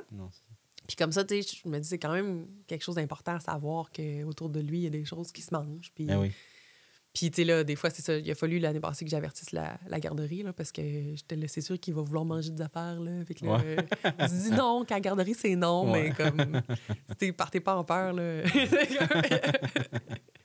Parce que bon, il est quand même bon. Il reconnaît les affaires, là. C'est quoi la sphère de ton métier que tu aimes le plus? C'est-tu vraiment sur le terrain? C'est-tu vraiment... c'est une grosse question. Le terrain, je trouve ça incroyable, là, c'est sûr. Mais ça peut être vraiment fatigant aussi quand t'en fais beaucoup. Mais mettons que souvent, je me pince et je me dis, je peux pas croire que c'est ça mon travail. Tu sais, je prends mon lunch sur le bord d'un ruisseau, puis là, je suis comme, on est bien. Les pieds dans l'eau. Et je regarde la forêt, je suis dans le bois. Je suis tout le temps émerveillée par ce que je vois, puis par ce qui est autour de moi. Puis mon travail m'amène à prendre du temps aussi. Il faut que je m'arrête à quelque part, puis je regarde toutes les plantes. Je suis pas tout le temps obligée de regarder toutes, mais des fois, oui. Puis des fois, il faut que je m'attarde sur quelque chose que j'aurais pas porté attention si j'étais juste passée en marchant, tu sais. Puis ça m'amène à avoir des trucs vraiment cool. Mais je pense qu'il y a ça. Puis il y a aussi le travail avec les gens. Tu sais, c'est ce que j'aimais beaucoup à l'OBV aussi. Puis c'est ce que j'aime encore faire. Mais tu sais, c'est d'accompagner les gens là-dedans. Puis tu sais, je pense que pour du monde, ça prend un peu, surtout en ce moment, parce que la réglementation, elle vient de changer. Là, ça fait quelques années. Les gens ne sont pas encore habitués, ils n'ont pas encore le réflexe de se dire « Ah, il y a un cours d'eau, il y a un milieu humide, il faut sûrement que j'aille besoin d'un permis. » Souvent, les gens l'apprennent tard. Moi, je pense, je sais pas si les notaires le font, mais je pense que les notaires devraient avertir les gens à l'achat. Tu sais, sur votre terrain. Maintenant, il y a des cartes sur Internet. En tout cas, je sais pas comment ça marche. Là. Encore là, je parle à travers mon chapeau, mais moi, quand j'ai acheté une maison, le notaire, il m'a dit bon, ben, t'as une servitude, je sais pas quoi. Là, ils nous avertissent de légalement. C'est ça, si la maison brûle, ben, tu vas pas la reconstruire. Des affaires de même. Ça, mais souvent, mettons quelqu'un qui achète ou qui vend une maison, il faut qu'il fasse faire venir, mettons, exemple, un arpenteur. Un arpenteur, des choses comme ça. Ben, il pourrait rajouter mettons, surtout des coins où, je sais pas moi, mettons, ton terrain est plus que tant de grand ou plus que ça proche d'un cours d'eau, ben il faut dès qu'il y a un cours d'eau, un milieu humide sur les cartes. Mais maintenant, les arpenteurs le savent. Moi, des fois, ça m'est arrivé que c'est l'arpenteur qui a soulevé le flag, là, qui est allé pour arpenter. Mais tu sais, des fois, les terrains sont déjà arpentés depuis plusieurs années. Les gens n'ont pas encore fait leur construction. Fait que c'est ça, en fait. Je pense qu'avec le temps, ça va s'améliorer. Là. Mais là, ça arrive que les gens, ils ont leur projet, puis ils étaient prêts, puis les autres, c'était comme l'année prochaine, on se construit un chalet, puis ils s'étaient projetés là-dedans, puis ils avaient hâte de le faire. Puis là, d'un coup, ben, ils apprennent que ça va être plus compliqué. Là. Parce que moi, j'arrive, puis je leur dis « Ah, mais regardez cette plante-là. » Fait que ça prend quand même du doigté puis de l'accompagnement pour que la personne accepte que finalement, son projet de rêve, ben, soit qu'il pourra pas le faire ou ça va être complexe. Ou il faut qu'il le fasse ailleurs. Fait que là, c'est ça. Puis des fois, ça prend de l'écoute. Puis il faut être capable d'accepter que... Ça m'arrive là, que le monde, il parle fort, puis ils sont fâchés. Puis je reste en écoute. Tu dois avoir une couple des fois qui font comme « Ah ouais, il y a tout ça sur mon terrain. Wow! » Ça doit arriver une fois de temps en temps qui se rendent pas à quel point que, OK, il y a de quoi dans son terrain. C'est plutôt... Je pense que les gens, quand ils m'abordent, c'est parce qu'ils sont rendus à des projets, puis ils le voient plus comme une contrainte. Ils ne sont pas dans le mode émerveillement. Tandis que si, peut-être, dès le début, il y en a qui le font maintenant, là, qui vont nous demander à l'achat... avant d'acheter, en fait, de faire ça. Puis si ça amène pas de contrainte, genre mon terrain que je voulais acheter, finalement, je peux rien faire dessus. C'est pas qu'on peut rien faire, c'est juste que c'est compliqué. C'est plus risqué, Mais, tu sais, c'est ça. Ben là, si je leur dis, ben vous avez un grand milieu humide là qui est important à protéger, avec un cours d'eau qui est là, qui est important à garder comme ça avec la bande riveraine, mais dans le fond, il y a une grosse zone, ils peuvent faire leur maison pareil. Ben, peut-être que là, ils peuvent le voir avec un peu d'émerveillement de « Ah, cool, je savais pas qu'il y avait cette diversité-là sur ce terrain-là. » Mais quand on arrive et on leur dit « Ah, ben finalement, ce serait étonnant que vous puissiez construire. » Puis en fait, maintenant, moi, ce que j'entends comme message, c'est que le ministère de l'Environnement commence à être pas mal plus strict aussi. On entendait pendant un temps que... Puis nous, c'était le message aussi qu'on disait. Là, mais finalement, ils finissent toujours par dire oui, ça va être long, ça va coûter cher, mais ils vont dire oui pareil. Mais là, c'est comme plus vrai. Là. Mais qu'est-ce qui... mettons, quand tu parlais que des fois, vont pouvoir le faire, mais différemment, ou ça va être plus des compliqué? Fois, ça va être quoi qui va changer? C'est-tu à cause qu'il faut qu'il change de quoi au niveau de soit l'assainissement des eaux? C'est-tu la maison en tant que telle? Ça va dépendre de l'espace non humide, mettons, qui reste sur le terrain. OK. Fait que, ça peut être que tu avais comme prévu de faire ta maison puis un garage là, mais là, le garage, ben, il tomberait en milieu humide. Fait que là, soit que tu fais pas de garage ou tu fais ton garage si tu as la place ailleurs. Ouais. Puis, tu vas remonter ta maison pour faire le garage en dessous. C'est ça. Il faut comme changer le projet pour éviter d'empiéter de quelconque façon sur le milieu humide ou sur la bande riveraine d'un milieu hydrique. Là. OK. Le milieu hydrique, un cours d'eau, un lac, en tout cas. Ouais. Fait que, c'est ça. Fait que des fois, ça peut être gossant pour quelqu'un qui pense, surtout qu'en fait, il y a encore...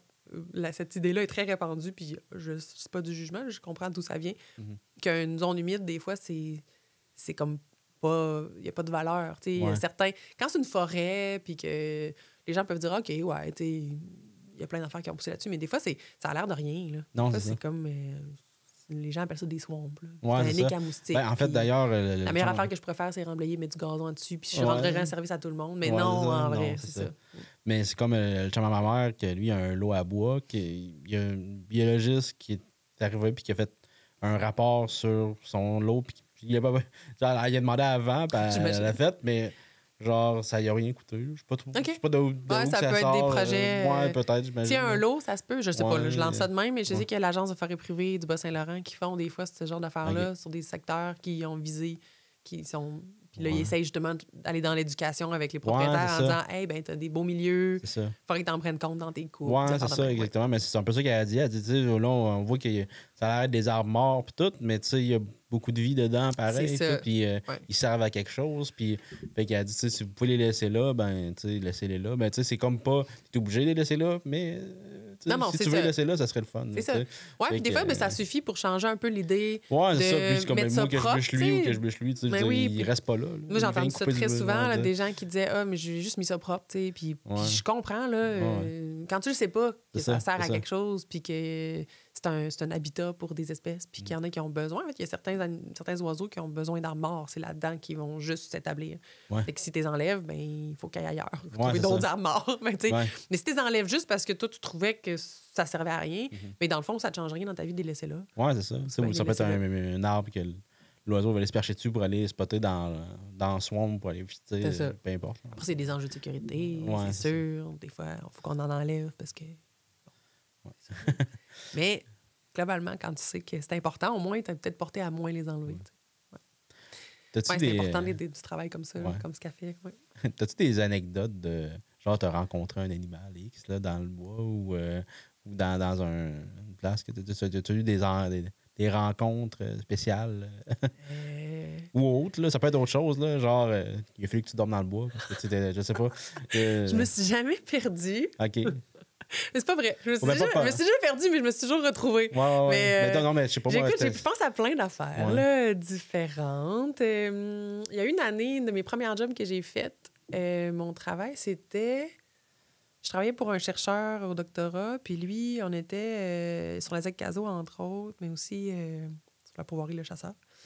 Puis lui testait c'est comme de la recherche maintenant qui a été plutôt acceptée puis inclus même dans les devis de plantation, là, ce que j'ai compris. Mais lui, il testait, il faisait des trouées de différentes tailles dans le bois, puis on plantait plein d'espèces d'arbres différents pour voir si ça changeait quelque chose de mettre, mettons, juste de l'épinette ou de mettre plusieurs espèces ensemble. T'sais, on était allé avec la théorie que la forêt, c'est plusieurs espèces ensemble.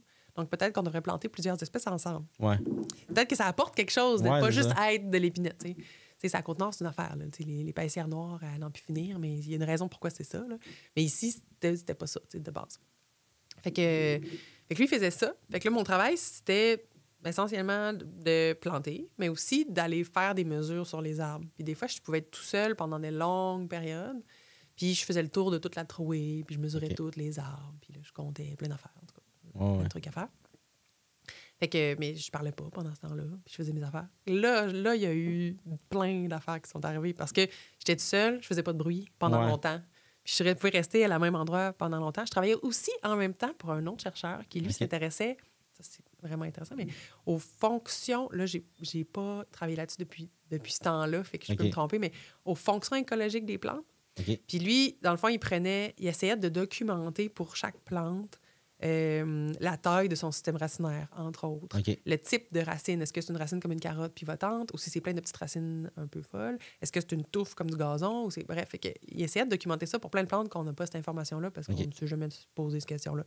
Fait que ça, on pouvait être longtemps à la même place, à déterrer tranquillement une plante pour pas briser son système racinaire. En même temps, tu vas pas te mêler avec les racines d'un autre. Exact, c'est ça. Puis essayer de pas le casser pour voir vraiment l'ampleur du système le plus possible, tu sais. Ouais. Puis là, ben c'est ça, c'est le fun. Là, c'est arrivé souvent que, mettons, je lève les yeux puis il y a des chevreuils à côté ou des mamans avec son petit ou, tu sais, ou un ours qui arrive puis qui regarde qu'est-ce qu'on fait comme curieux ou... des coyotes qu'on entend partir à hurler proches, là. Puis là, tu fais comme « Ah, ils sont proches! » Ça, c'était le fun. Il y avait eu plein de belles rencontres là. Sinon, le reste du temps, tu sais, je suis bruyante. Je me promène, plein d'affaires. Fait que je vois pas tant que ça d'animaux sauvages. Puis je suis souvent sur des terrains résidentiels, industriels, des endroits où je suis pas comme dans le fond du bois, bien creux. Mais c'est sûr que chaque année, ces temps-ci, j'ai la chance incroyable de travailler pour un groupe de recherche Ginu, qui est à Listigouche. Le nom du groupe, c'est Ginu, Ginu. Puis je fais pour eux toutes sortes d'affaires, mais entre autres, un inventaire de saumonos sur la rivière Matapédia. Quand la dévalaison des saumonos. Moi, je pense que j'avais vu une photo maintenant que tu étais en kayak. Je sais pas où j'ai vu ça sur Facebook. T'as bien quelqu'un qui a kayak ou canot. Plus en canot. En canot, oui. Pour moi, c'est un kayak puis canot, ça se ressemble, là, mais je sais qu'il y a une différence. En plus, c'est les canots motorisés de la rivière. Là, fait que c'est comme des bateaux. On n'est pas en mode canot avec des rames. Non, c'est ça. Mais j'avais vu une photo puis ça avait l'air d'être un très beau spot. Oui, ça, c'est le fun. C'est au printemps en plus. Fait que là, c'est comme tous les matins, on va sur le bord de la rivière. Puis là, en fait, ils installent ils appellent ça une trappe rotative. C'est flottant. C'est énorme. Là. Puis c'est une genre de... comme un gros entonnoir qui tourne. Les poissons, qui descendent la rivière et se font ramasser là-dedans. Puis ça les amène dans une cage là, à la sortie de ça. Puis nous, à chaque matin, il faut qu'on aille la vider là, parce que les poissons, on veut pas qu'ils meurent. Là, on veut qu'ils restent en santé. Fait qu'on la vide, on compte qu'est-ce qu'il y a dedans, on les mesure, on va taguer les saumonos. Puis le concept, c'est que l'idée, en fait, c'est un classique en écologie là, de capture, marquage, recapture. C'est comme ça que ça s'appelle. Donc, on va capturer tous les saumonos qu'on a capturés, on va les taguer. C'est des petits tags qui vont perdre là, rapidement. Puis ils vont être ramenés plus haut dans la rivière pour redescendre au même endroit. Je sais pas si tu me suis. Oui. Redescendre. Puis là, on va compter le nombre de saumonos qu'on a recapturés, puis combien la proportion qu'on a recapturés qui sont tagués. Mettons un exemple simple. Si on tague une journée 15 saumonos, puis le lendemain, on en retague 15, on pourrait conclure qu'il y en avait 15 dans la rivière. Parce qu'on les a toutes repris. Là, ça se peut pas parce que la rivière est large. Puis bon. Mais c'est un peu ça l'idée. Fait que là, si on en tague 15 une journée, le lendemain, on en recapture 30, puis il y en a juste un de tagué là-dessus. Mais là, on peut imaginer que la population est beaucoup plus grande. Là, il y a plein de calculs là, pour faire ces estimations-là. Fait que, puis tu sais, là, on en tague plus que 15, là, on en tague pas mal. Il y en a du saumono dans la rivière, c'est le fun. Puis, quand on fait ça, on attrape plein de poissons cool, là. Des anguilles, plein d'anguilles, des grosses anguilles. Ah ouais? Puis c'est tellement fascinant comme poisson. Puis plein d'autres choses, là. Des petites épinoches colorées, puis des gasparos gros, puis plein d'affaires. C'est le fun. Des poissons qu'on pêche pas tant, mais qui sont là pareil. C'est ça, oui. On a attrapé aussi... ça, c'était plus un... Il y en a qui, carrément, ils sont attrapés par le système parce qu'ils font un peu comme les saumonos, là. Puis il y en a d'autres que c'est plus de la chance, là, ou de la malchance pour eux. Mais, tu sais, on a attrapé une grosse truite de mer l'année passée. Là, immense, là. Une truite de mer dans la rivière? Oui. Ah ouais? OK. Ouais. Parce qu'ils remontent dans la rivière, font-ils comme les saumons pour aller pondre puis y redescendre ou pas nécessairement? Oui, c'est ça. Ça va être des truites qui ont décidé de faire ça, eux autres. OK. Je pensais que les truites étaient plus lacs. Il y en a des rivières pareilles puis dans les ruisseaux, mais je pensais pas qu'une truite de mer... Ceux qu'on appelle les truites de mer, c'est parce que c'est ça. Ils vont en mer puis ils reviennent. Puis... OK. Ça.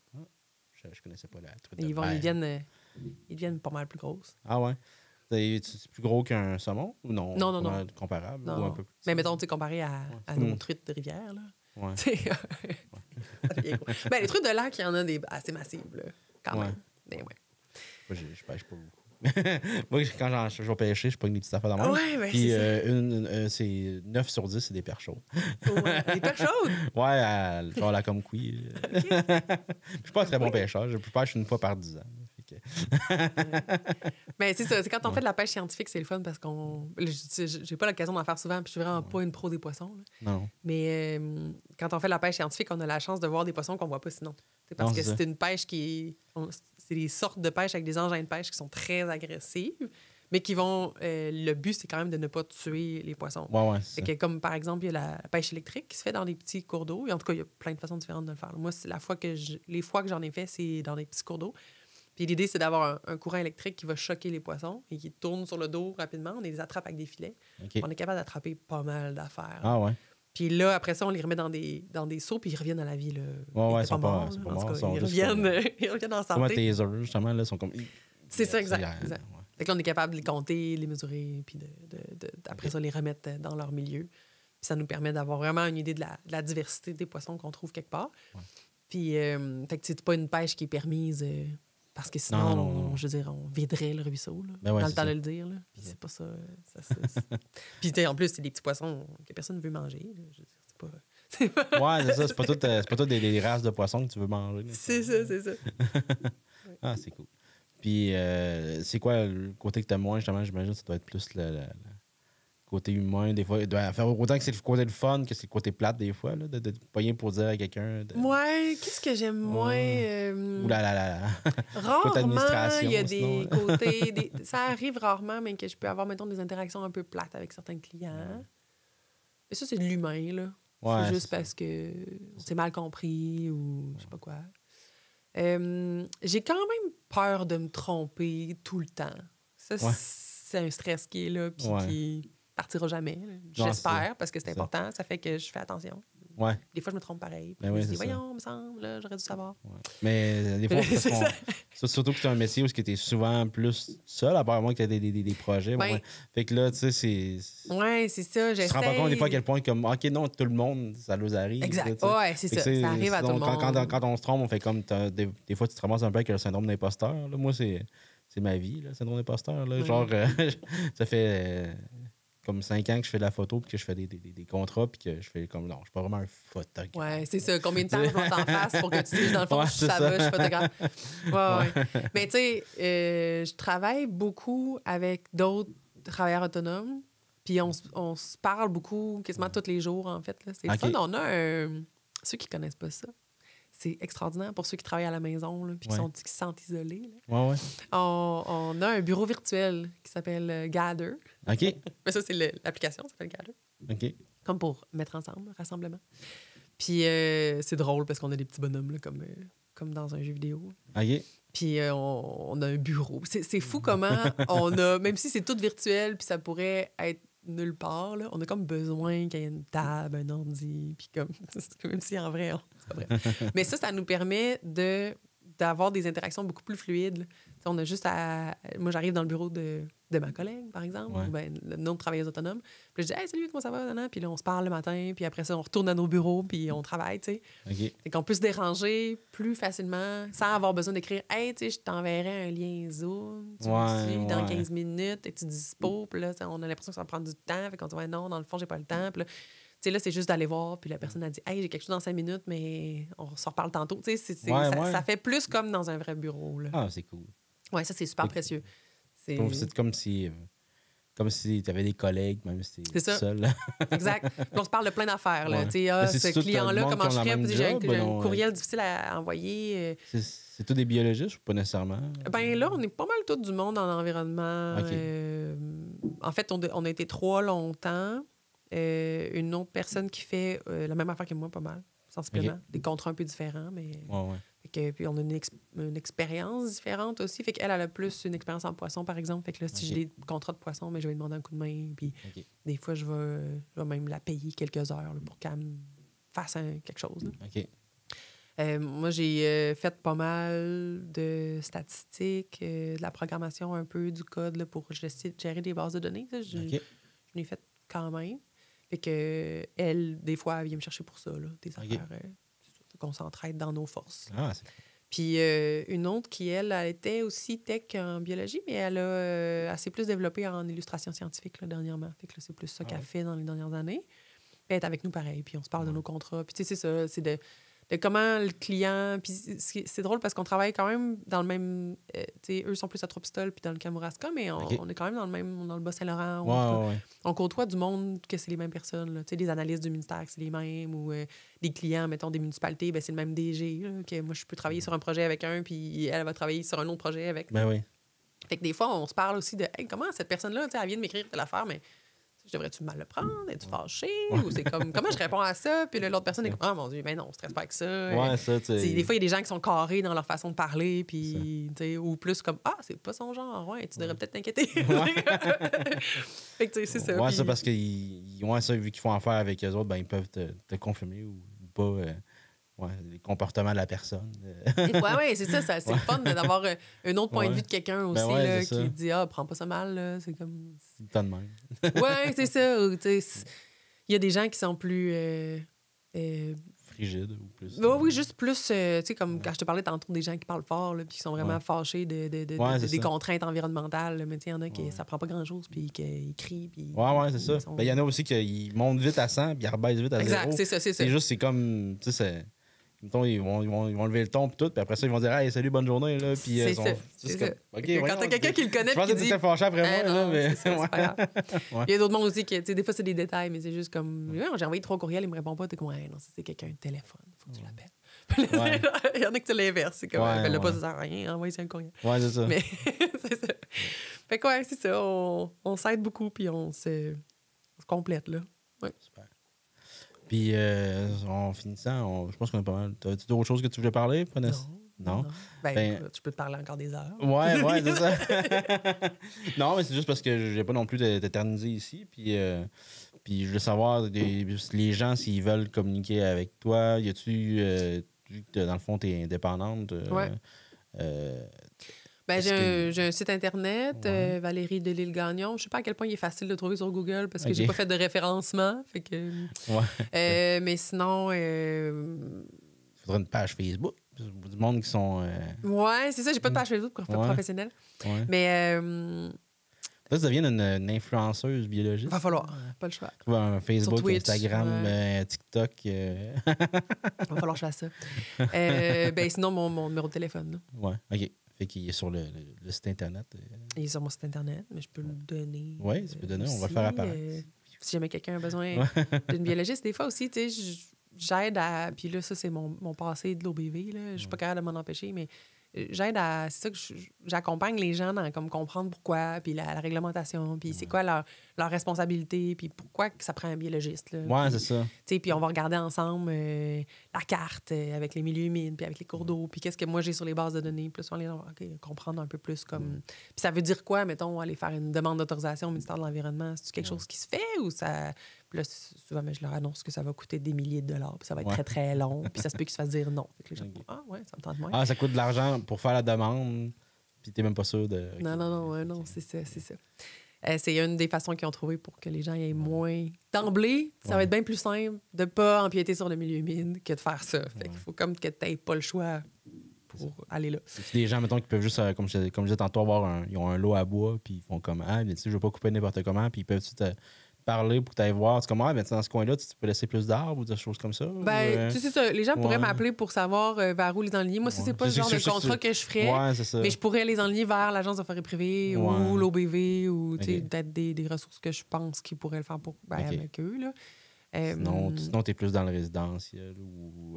Et plus en lien avec des projets... Des projets immobiliers. Oui, c'est ça. Parce que c'est quand même... Écoute, je pourrais sûrement peut-être réfléchir à quelque chose. Si quelqu'un me demandait, là, je pourrais essayer de voir qu'est-ce qui serait... Tu sais, dans le fond, t'as tellement des projets diversifiés que tu peux pas dire c'est ça que je fais, parce que non, à un moment donné, tu fais ça, à un moment donné, tu fais d'autres choses, à un moment donné, tu fais... C'est ça. C'est juste que, tu sais, à un moment donné, il y a des coûts, là. Moi, pour que je sois rentable, il faut quand même que j'aie un certain tarif. Moi, c'est ça, j'ai un certain tarif. Fait que, il y a une question aussi pour la personne, tu sais, son besoin, si ça peut être répondu par un organisme qui fait ça gratos, c'est bien mieux d'aller voir ces personnes-là que de payer une biologiste à haut tarif. Non, c'est ça. Parce que dans le fond, ce que je viens de te dire, dans le fait de l'eau, à bois, il y a du monde qui le font gratis, j'imagine, pour... pas gratuit, si, mettons, l'agence de forêt privée serait intéressée puis le fait, je pense que c'est mieux. Après ça, s'ils appellent là puis ils leur disent « Oh non, on le fait pas, je sais pas quoi, ils peuvent me rappeler, puis là, on verra si je suis capable de trouver un entre-deux qui ferait que ça ne coûterait pas une fortune, mais qui aurait quand même un résultat satisfaisant. » Fait que, c'est ça, mon numéro de téléphone, c'est 418-629-0445. Parfait. 0445. Si on veut t'appeler pour des... conseils biologiques. Oui, c'est ça, exact. Qu'est-ce que ça veut dire? Pourquoi? J'ai un ou des gens, mettons, qui entendraient ça puis qui diraient « Hey, moi, j'ai un cours d'eau chez nous puis je voulais justement me construire un chalet. » Ben, tu sais, avant là, de se faire des projets puis de se projeter puis d'acheter du bois, mettons, ou de... ben, puis m'appeler puis on regardera ensemble. Parce que ça arrive qu'ils peuvent avoir un permis de construction puis tout. En fait, ça va souvent bloquer au niveau du permis de construction, mais ça l'a arrivé dans les dernières années à cause que ça l'a changé dernièrement puis qu'on vient d'avoir la carte des milieux humides détaillés, des canards illimités. Tu peux avoir ton permis, mais t'es pas sûr. C'est que les gens ils ont eu leur permis d'aménagement. Fait que là, ils ont fait un remblai, ils se sont comme installés. Puis après, ils ont vu qu'avec la carte qui est arrivée par après, là, il y avait un milieu humide, puis que peut-être qu'ils ne pourraient pas construire quelque chose. Fait que là, c'est là que ça, c'est arrivé quand même pas mal là, dans les dernières années. C'est plus une question que... C'est pas que le milieu humide n'était pas là avant. Des fois, on entend ça. Les gens disent, là, il n'y en avait pas. Puis à cette heure, il y en a un. Il était là avant. C'est juste qu'on ne l'a pas vu. Les gens qui ont fait l'inspecteur, les gens qui sont venus, l'arpentariat, ils n'ont pas vu que c'était un milieu humide pour plein de raisons. Puis là, quand la carte est arrivée, là, l'arpenteur, il a fait, oups, il y aurait peut-être un milieu humide là, tu sais. Ouais. Ça. Fait qu'on t'appelle pour s'assurer qu'il n'y a pas de milieu humide pour ce qu'on se construit. C'est ça. C'est pas mal la seule raison pourquoi quelqu'un t'appellerait, dans le fond. Ouais, c'est pas mal ça. Un privé, c'est pas mal ça. Ouais, c'est ça. Puis s'il y a un milieu humide, il arrête tout. Des fois aussi, en fait, la majorité du temps, quand on arrive, on réduit la taille du milieu humide qu'il y avait sur la carte. C'est pas mal ça qui... Il y a tout le temps plus que pas assez. C'est ça. Fait que ça, des fois, ça rassure un peu les gens. Des fois, rarement, on l'enlève complètement. Ça peut arriver. Quand il y a eu des mauvaises interprétations, comme dernièrement à Sébec, un endroit où c'était très rocheux. C'était vraiment de la grosse roche là, sur le bord du lac. C'était une cédrière. Fait que ça avait été interprété comme étant un milieu humide à cause que c'était comme quasiment 100% du cèdre. Souvent, ça arrive souvent que c'est des tourbières.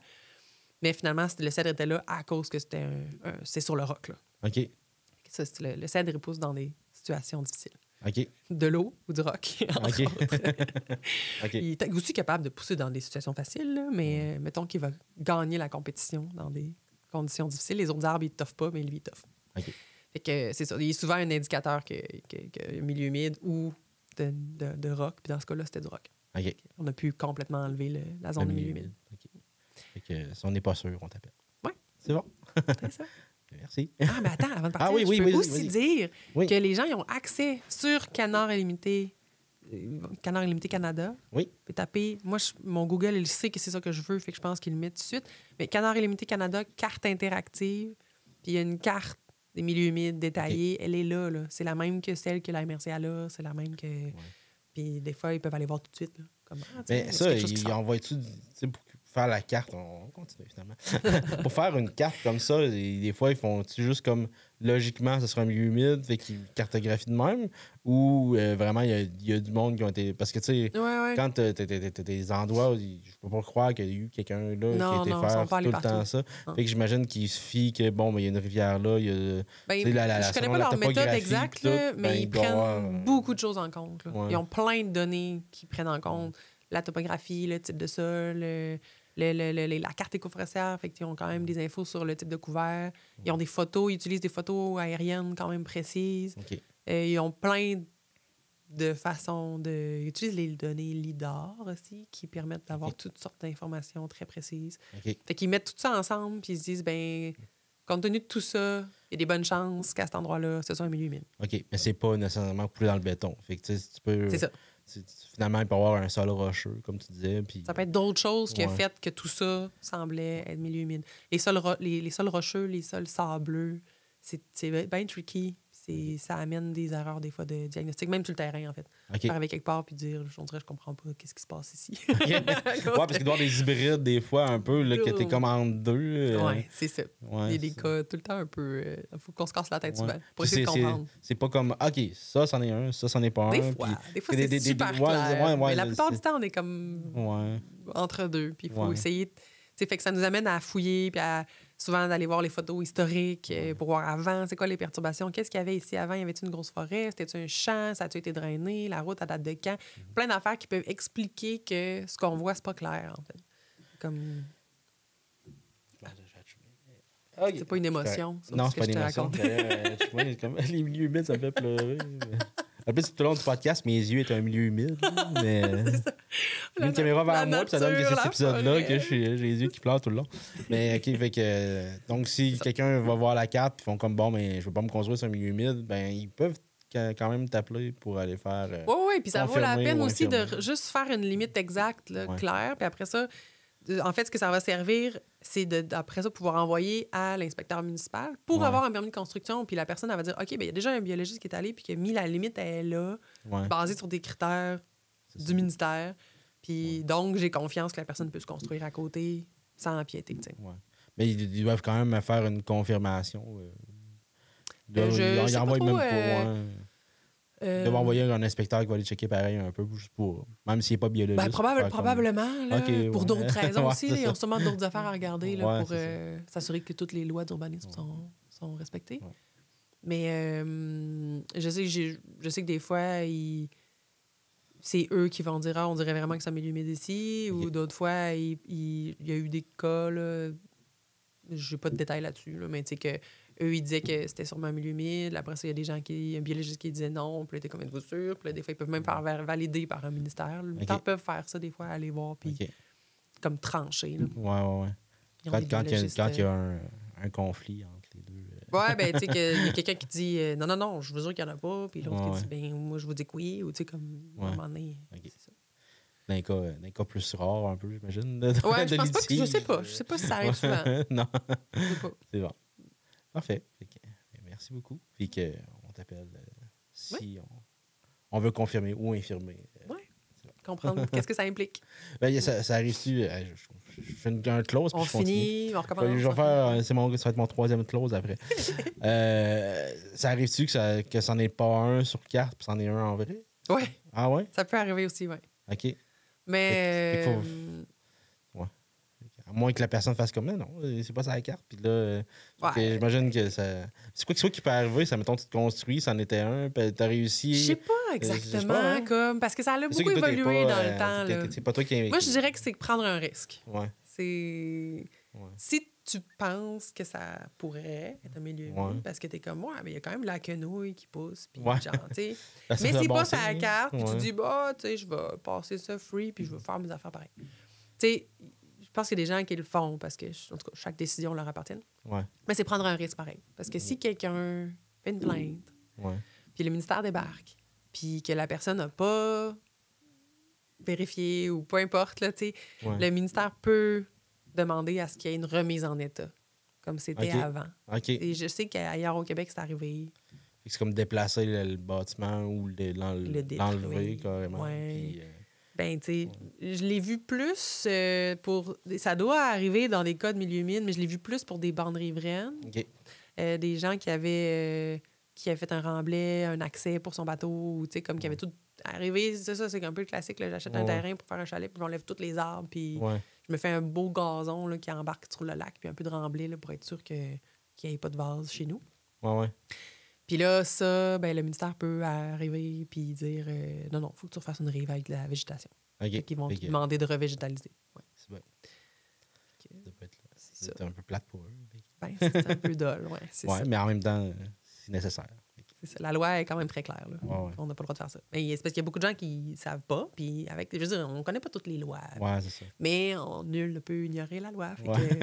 Mais je pense que l'important à retenir, c'est juste que quand on a des terrains sur lesquels il y a des milieux aquatique, de l'eau, un cours d'eau, un ruisseau. Même quand c'est un petit ruisseau que tu te dis, ça coule juste au printemps, bien, ça se peut que ce soit un milieu humide ou ça se peut que ça mène à un milieu humide. Puis un cours d'eau intermittent, il est aussi protégé légalement, même s'il s'assèche pendant l'été. Là. Fait que, tu sais, à partir du moment où tu dis, mais chez nous, ça arrive qu'on se promène puis c'est ce qu'on peut, puis, il y a peut-être quelque chose que légalement, il faut que tu respectes là, pour faire tes affaires comme il faut. Puis un hiver pas de neige comme ça, ça affecte les milieux humides? Je sais vraiment pas quel impact ça va avoir. Oui, parce que c'est comme nouveau. Là, l'année passée, il n'y a plus là, tout l'été. Puis là, nos diagnostics, ils étaient comme... Parce qu'on arrivait quelque part, c'était tout inondé. Puis on se disait, mais c'est-tu parce qu'il pleut tout le temps ou c'est parce que c'est le même? Tu sais, c'est sûr qu'il faut s'ajuster un peu à ça puis essayer d'avoir le plus d'indices possible là, pour que... C'est juste que le sol est mouillé, mais qu'il pousse, je sais pas quoi dessus, ben, c'est d'autres choses. Mais s'il pousse la quenouille, mettons, ben là, tu dis, OK, ça doit faire longtemps que c'est mouillé. Mais c'est ça, fait qu'on essaie de... Mais je sais vraiment pas quel impact ça va avoir. C'est sûr qu'il y en a d'autres qui savent plus que moi, là, mais je m'attends à ce que ça ait des effets pas mal sur nos rivières, là, le couvert neigeux, c'est comme notre réserve d'eau qui... Ouais, c'est ça. Normalement, ça fait monter les rivières, puis là, ils redescendent à un niveau normal. Mais là, s'ils ne montent pas beaucoup, ils vont trop baisser. Fait que... Tu sais, puis ça touche à un autre sujet qu'on pourrait en parler pendant des heures, mais qui est la gestion de l'eau de pluie ou la gestion de la fonte de l'eau. On a notre réflexe comme humain, comme on dit tantôt, c'est qu'on veut pas habiter dans les endroits qui sont mouillés, fait qu'on évacue l'eau quand ça coule, quand il pleut, on l'évacue le plus vite possible pour qu'elle s'en aille dans les rivières. Mais dans un milieu naturel, l'eau, elle va s'infiltrer, puis après, elle va s'en retourner tranquillement par la nappe phréatique, par le sol, dans les cours d'eau. Fait que normalement, tu sais, il pleut, puis là, le niveau des cours d'eau va monter doucement, puis il va redescendre doucement. Mais dans des cas où c'est imperméabilisé, avec des trottoirs, avec des toitures, avec des chemins, puis on remarque des impacts sur les cours d'eau à partir de 10 de couverts imperméables. On ne parle pas là, juste de... c'est à Montréal que ça se passe. Là. Ça ne prend pas grand-chose. Puis là, ben, l'eau, comme elle va direct, ce qu'on voit, c'est qu'il va y avoir une augmentation rapide du niveau de l'eau dans le cours d'eau, puis après ça, il va redescendre plus bas que où il était avant. Il va remonter tranquillement. Fait que, il redescend plus bas parce qu'il n'y a pas de réserve. Non, c'est ça. Ça n'a pas eu le temps de s'infiltrer. Fait que, c'est ça. Ça a quand même tout ça fait que, là, je pense à ça à cause du couvert neigeux, mais c'est qu'aussi notre réflexe, c'est d'évacuer l'eau de fonte le plus vite possible par des fossés, par des canaux, par du tout à l'égout, mais bref, c'est comme c'est notre façon qu'on a faite pour être capable d'avoir les pieds au sec là, dans nos villes. Là. C'est ça. Mais là, il y a beaucoup de monde qui réfléchissent, entre autres, l'OBVMR sont vraiment pros là-dedans. Il y a beaucoup de monde qui réfléchissent à comment faire pour réduire ces impacts-là puis faire en sorte que l'eau, ben, au lieu de l'envoyer direct, on pourrait peut-être l'emmener dans une zone tampon dans laquelle elle va avoir le temps de s'infiltrer. Ça a plein de noms différents. Là, on n'a plus beaucoup de temps. Je ne veux pas embarquer dans toutes ces nuances-là. Non, mais il n'y a pas de temps X, là, mais je veux dire... Mais je pourrais en parler pendant des heures de ce sujet-là. Je trouve ça fascinant puis super important. Puis je ne sais pas si des gens qui regarderaient le podcast qui ont des enfants au CPE à Amkoui, le nouveau, le nouveau qui a été construit, il y a un jardin de pluie qu'on appelle, là, qui a été fait sur le bord du stationnement. C'est un bel exemple là, de jardin de pluie. Et tout le stationnement du CPE est en pente, mais ça s'en va vers... le jardin de pluie, puis il y a une petite encavure dans le bord, la chaîne de trottoir, là, qui fait que l'eau, elle s'en va là-dedans, puis il se remplit quand il pleut, puis ça se vide tranquillement. C'est ça un peu, je sais pas si tu as déjà été, mais comme t'as-tu déjà été au Ikea, à Québec? Ouais, j'ai entendu parler qu'il y avait il y a comme un lac à côté, on va dire, un lac, là. C'est comme de la grosse roche autour, là. Mais il y a quand même des oiseaux, des fois, qui vont, mais peu importe. Mais puis il y a une grille autour pour pas que le monde y aille, là. Mais je sais pas si c'est ça qu'ils ont fait pour que l'eau draine là. Ça se peut, je sais pas. Je sais en même temps, je sais pas pourquoi ils auraient fait ça, parce que j'imagine que... Mais ce serait pas étonnant, parce que c'est quand même, ça a été construit récemment, puis je pense qu'en plus, ça avait été construit sur des milieux humides, là. En tout cas, il y a toute une saga autour de cette affaire-là. Mais ça serait pas étonnant qu'ils aient fait quelque chose. Des fois, ça paraît pas beaucoup, parce que dans un cas, mettons, comme si c'est ça au Ikea, moi, je me souviens d'avoir regardé un peu dans le stationnement parce que c'est des formations professionnelles. Mais ça a l'air d'être des grilles de rue ordinaires. Là. Mais ça se peut pareil. Ça se peut que ça aille directement dans... Ça se peut, Ou des fois, ce qu'on voit ailleurs, peut-être plus en Europe, je sais, il doit y avoir des choses au Québec aussi comme ça qui se font, mais c'est que ça a l'air d'une grille de rue, mais ça amène l'eau juste dans le sol, en fait. C'est pas connecté. Ça peut être connecté juste si ça déborde. Il va y avoir des tuyaux, mais beaucoup plus hauts. C'est un gros trou qui va se remplir d'eau puis qui va s'infiltrer dans le sol comme ça. Si jamais ça allait à déborder, ben là, ça va aller dans des tuyaux, mais qui sont utilisés juste dans des cas de crues, mettons. Là. Fait que ça, ça a l'air d'être traditionnel, on s'en rend pas compte, mais finalement, ça a été pensé. Ah, c'est fort. Fait que ça, c'est pour le nouveau bâti, ça arrive souvent que c'est pris en compte. Là. Il y a même des règlements, des lois en lien avec ça que je connais mal. Ouais. Mais quand c'est du nouveau bâti, c'est plus pris en compte. Quand c'est du déjà bâti, c'est là que c'est difficile, là, parce que ça n'a pas été réfléchi pour ça. Là, là de plus ça va, plus on essaie de réfléchir à... Anyway, il va pleuvoir, puis là, les changements climatiques font que les pluies sont vraiment intenses. Fait que ça va déborder à un moment donné, peu importe ce qu'on a fait. Là, même, on le voit des fois, quand il pleut beaucoup, beaucoup, ça déborde dans les rues. Là. Fait que là, c'est de penser, quand ça déborde, ça va où? Puis essayer que le plus possible de moins envoyer tout direct dans la rivière. Oui, c'est ça, pour que ça ait le temps de filtrer avant. C'est ça. Dans le fond, c'est ça qui pollue les cours d'eau, c'est ça? Oui, parce que l'eau de pluie, ça reste de l'eau de pluie, mais c'est rempli de poussière, de sédiments, d'hydrocarbures, de potes de cigarettes, de plein d'affaires. Là. Fait que tout ça s'en va dans la rivière sans filtre, finalement. Ouais. Il y a des places dans le monde qui ont mis des... sur les trous d'hommes, là, ou les grilles de rue, là, ils ont mis des gros dessins de poissons, puis c'est écrit, genre... c'est ça, dans le fond, c'est la continuité de la rivière. Là. Parce que ce que tu envoies là, ça s'en va dans la rivière, il n'y a rien entre les deux. Là. C'est juste un tuyau. C'est ça. Des fois, ça fait un peu plus réagir les gens qui se rendent pas compte, que sont riverains de leur main. Ils sont riverains de la rivière par le trou d'homme de la rue. C'est ça. Je peux comprendre que quand tu es en train de laver ton char puis ça s'en va dans le trou qui est à côté, t'as pas du tout la même... t'as pas l'impression d'être de faire quelque chose de pas correct. Alors que si tu étais en train de laver ton char dans la rivière, tu aurais un peu plus le réflexe de dire peut-être que je devrais pas faire ça. T'sais. Non, c'est ça. Et là, vu que comme tu le vois pas, que ça va direct, ben, tu t'en rends comme moins compte. Je dis pas qu'il faut pas laver nos chars, mais bon. Mettons que les lave-autos sont setés normalement pour faire ça. Ouais, c'est ça. Comme je pense qu'au Jessup, c'est une récupération. Là, je sais pas comment ils sont installés, mais c'est... Je pense que c'est une récupération d'eau tout le temps. Oui, c'est ça. Eux sont suivis. Les lave-autos existants, ils ont toutes sortes de réglementations à suivre, fait que ça m'étonnerait pas que ce soit tout bien les produits chimiques pour laver les chars, tout. Je suis pas sûr que c'est bon pour les poissons. C'est ça, exact. Même pour envoyer ça direct dans le sol. Même envoyer ça direct dans le sol. J'aimerais mieux envoyer ça dans un trou de terre que direct dans la rivière. Là. Je me dis, bon, au moins, il y a une partie qui va être filtrée, mais... mais ouais, c'est ça. Ça, c'est la gestion d'eau de pluie, c'est fascinant. Puis des fois, c'est super facile. Là. Ça dépend des terrains, mais tu sais, comme chez mes parents, ils sont à Québec, puis on a fait des tests de percolation de sol. Là. Ça existe. L'OBVMR a fait des cahiers extraordinaires sur leur site Internet. Puis vous pouvez aller voir, il y a plein de documentation.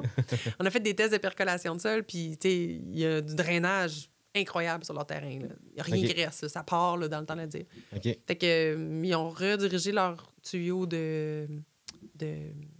on m'échappe, mais les gouttières. Les gouttières, oui. Puis pour les envoyer un peu plus loin, pour les éloigner du solage. Là. Ouais. Puis dans un trou de terre plus loin. Puis même dans les grosses tempêtes, là, ça déborde jamais. Ah ouais. Ils n'ont jamais rien vu qui débordait de là. Fait qu'au lieu de partir dans le trou d'homme puis d'aller dans les égouts pluviaux puis direct au cours d'eau à côté, ben ça se perd dans le sol puis ça se filtre quand même plus là, par le sol. Ça leur a pas pris grand-chose, puis c'est réglé. Y a-t-il d'autres sujets? Non, mais écoute, je pourrais... Non. Bon, parfait. Fait comme ça, ben merci beaucoup. Excuse-moi, j'avais rien d'autre à dire. C'est comme, OK, c'est intéressant, mais j'ai rien à rajouter. Ça fait plaisir, c'est le fun. Moi, je peux parler de ça bien longtemps. Moi, c'est correct, j'aime ça, comme j'ai dit souvent dans mes podcasts, j'aime ça, poser une question, puis ça part, ouais. Puis en plus, j'ai pas besoin de poser la question, puis c'est comme, ah non, je veux parler de ça. OK, vas-y. Moi, j'aime ça. J'aime ça donner une voix aux gens. Ben, merci de m'avoir invité, c'est vraiment le fun. Puis c'est ça, les gens peuvent m'appeler s'ils ont des questions, puis ils peuvent aussi contacter l'OBVMR à Cause-Abscal pour tout ce qui est tous les enjeux qui pourraient les inquiéter ou quand ils voient la pollution quelque part puis ils savent pas quoi faire. Ou, c'est une ressource précieuse et inestimable. OBVMR, c'est pour organisme de bassin versant, Matapédia, Restigouche. C'est bon. Merci. Plaisir. Bye. Ça coupe comme ça. Ouais.